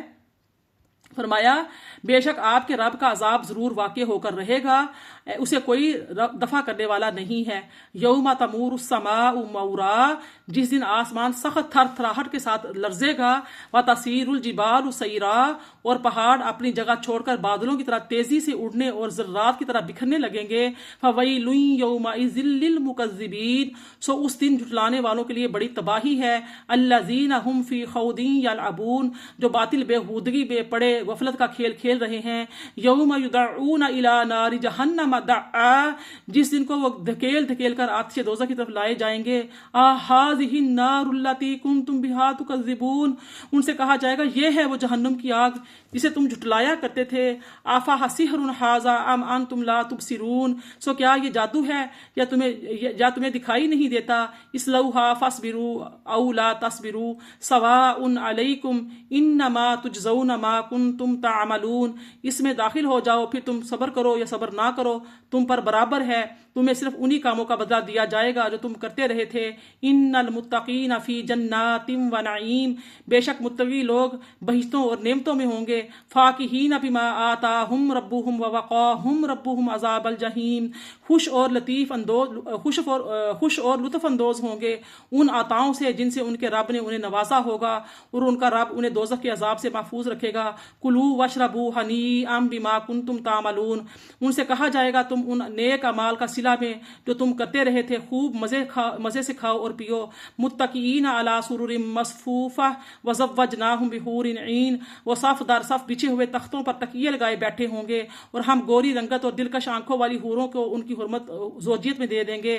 والذین آمنوا واتبعتہم ذریتہم بایمان الحقنا بہم ذریتہم وما التناہم من عملہم من شیء کل امرئ بما کسب رہین۔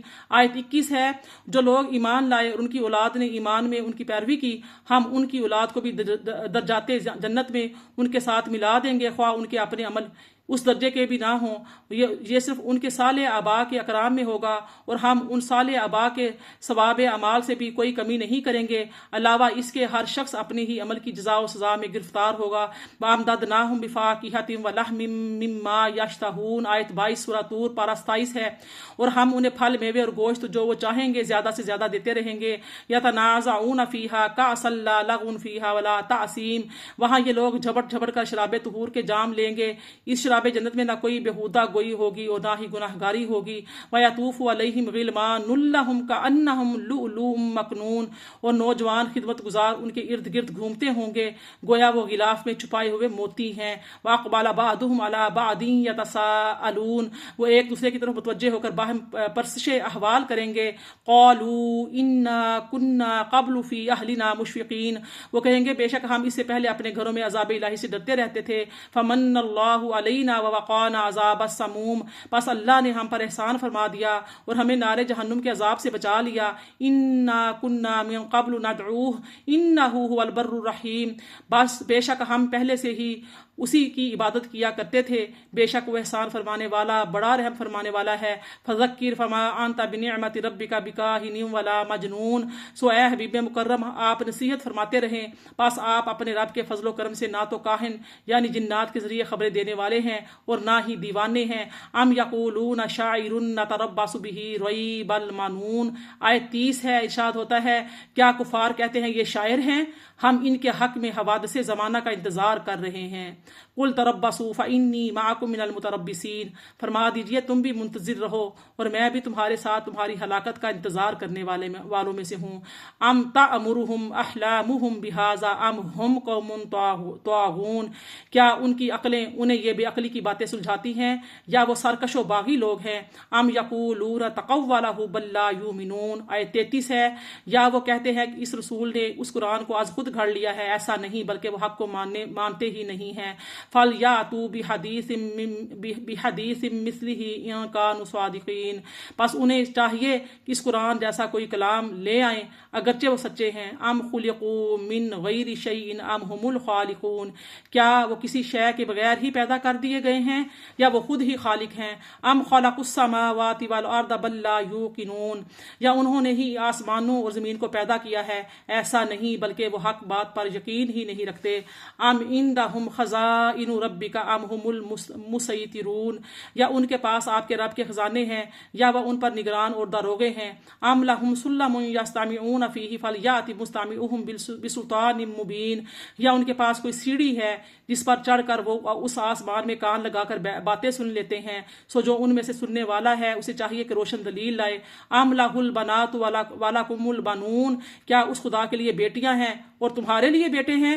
ام تسألہم اجرا فہم من مغرم مثقلون، کیا آپ ان سے کوئی اجرت طلب فرماتے ہیں کہ وہ تاوان کے بوجھ سے دبے جا رہے ہیں۔ ام عندہم الغیب فہم یکتبون، کیا ان کے پاس غیب کا علم ہے کہ وہ لکھ لیتے ہیں۔ ام یریدون کیدا فالذین کفروا هم المکیدون، کیا وہ آپ سے کوئی چال چلنا چاہتے ہیں تو جن لوگوں نے کفر کیا وہ خود ہی اپنے دامے فریب میں پھنسے جا رہے ہیں۔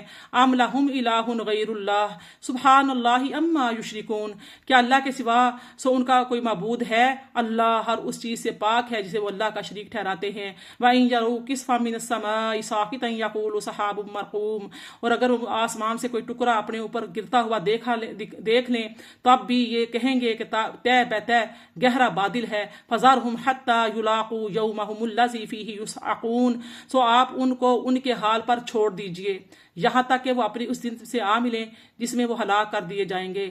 یوم لا یغنی عنہم کیدہم شیئا ولا ہم ینصرون، جس دن نہ ان کا مکر و فریب ان کے کام کچھ آئے گا اور نہ ہی ان کی مدد کی جائے گی۔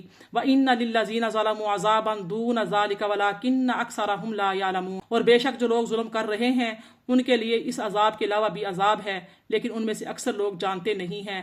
وَاصْبِرْ لِحُكْمِ رَبِّكَ فَإِنَّكَ بِأَعْيُنِنَا فَسَبِّحْ بِحَمْدِ رَبِّكَ حِينَ تَقُومُ، اور اے حبیب مکرم ان کی باتوں سے غم زدہ نہ ہوں، آپ اپنے رب کے حکم کی خاطر صبر جاری رکھیں، بے شک ہر وقت ہماری آنکھوں کے سامنے رہتے ہیں، اور آپ اپنے رب کی حمد کے ساتھ تسبیح کیجئے جب بھی آپ کھڑے ہوں۔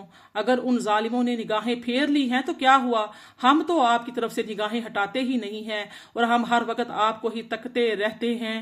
وَمِنَ اللَّيْلِ فَسَبِّحْهُ وَإِدْبَارُ النُّجُومِ، اور رات کے اوقات میں بھی اس کی تسبیح کیجئے اور پچھلی رات بھی جب ستارے چھپتے ہیں۔ صدق اللہ العلی العظیم وصدق رسولہ النبی الکریم الامین وعلی نحن علی ذالک من الشاہدین والشاکرین والحمد للہ رب العالمین۔ ربنا تقبل منا انک انت السمیع العلیم وتب علینا انک انت التواب الرحیم۔ اللہ پاک سے دعا ہے کہ اللہ پاک ہمیں ان آیات بینات پر عمل کرنے کی توفیق عطا فرمائے، ہمارے ایمان میں استقامت اور مزید وسعتیں عطا فرمائے۔ جو آیات بینات پر ہم نے غور و فکر کیا ہے اللہ پاک ان پر ہمیں عمل کرنے کی توفیق دے، اور جن آیات سے ڈرایا گیا ہے اللہ پاک غضبناک ہوتے ہیں، اللہ پاک ایسے تمام کاموں سے ہمیں محفوظ و مامون رکھے، ہماری نسلوں کو اپنے حبیب مکرم صلی اللہ علیہ وسلم کا سچا پکا عشق اور غلامی نصیب فرمائے، آمین یا رب العالمین۔ انشاءاللہ کل ہم سورہ نجم سے جو ہے نا سٹارٹ کریں گے۔ اللہ پاک ہمیں زندگی اور صحت عطا فرمائے۔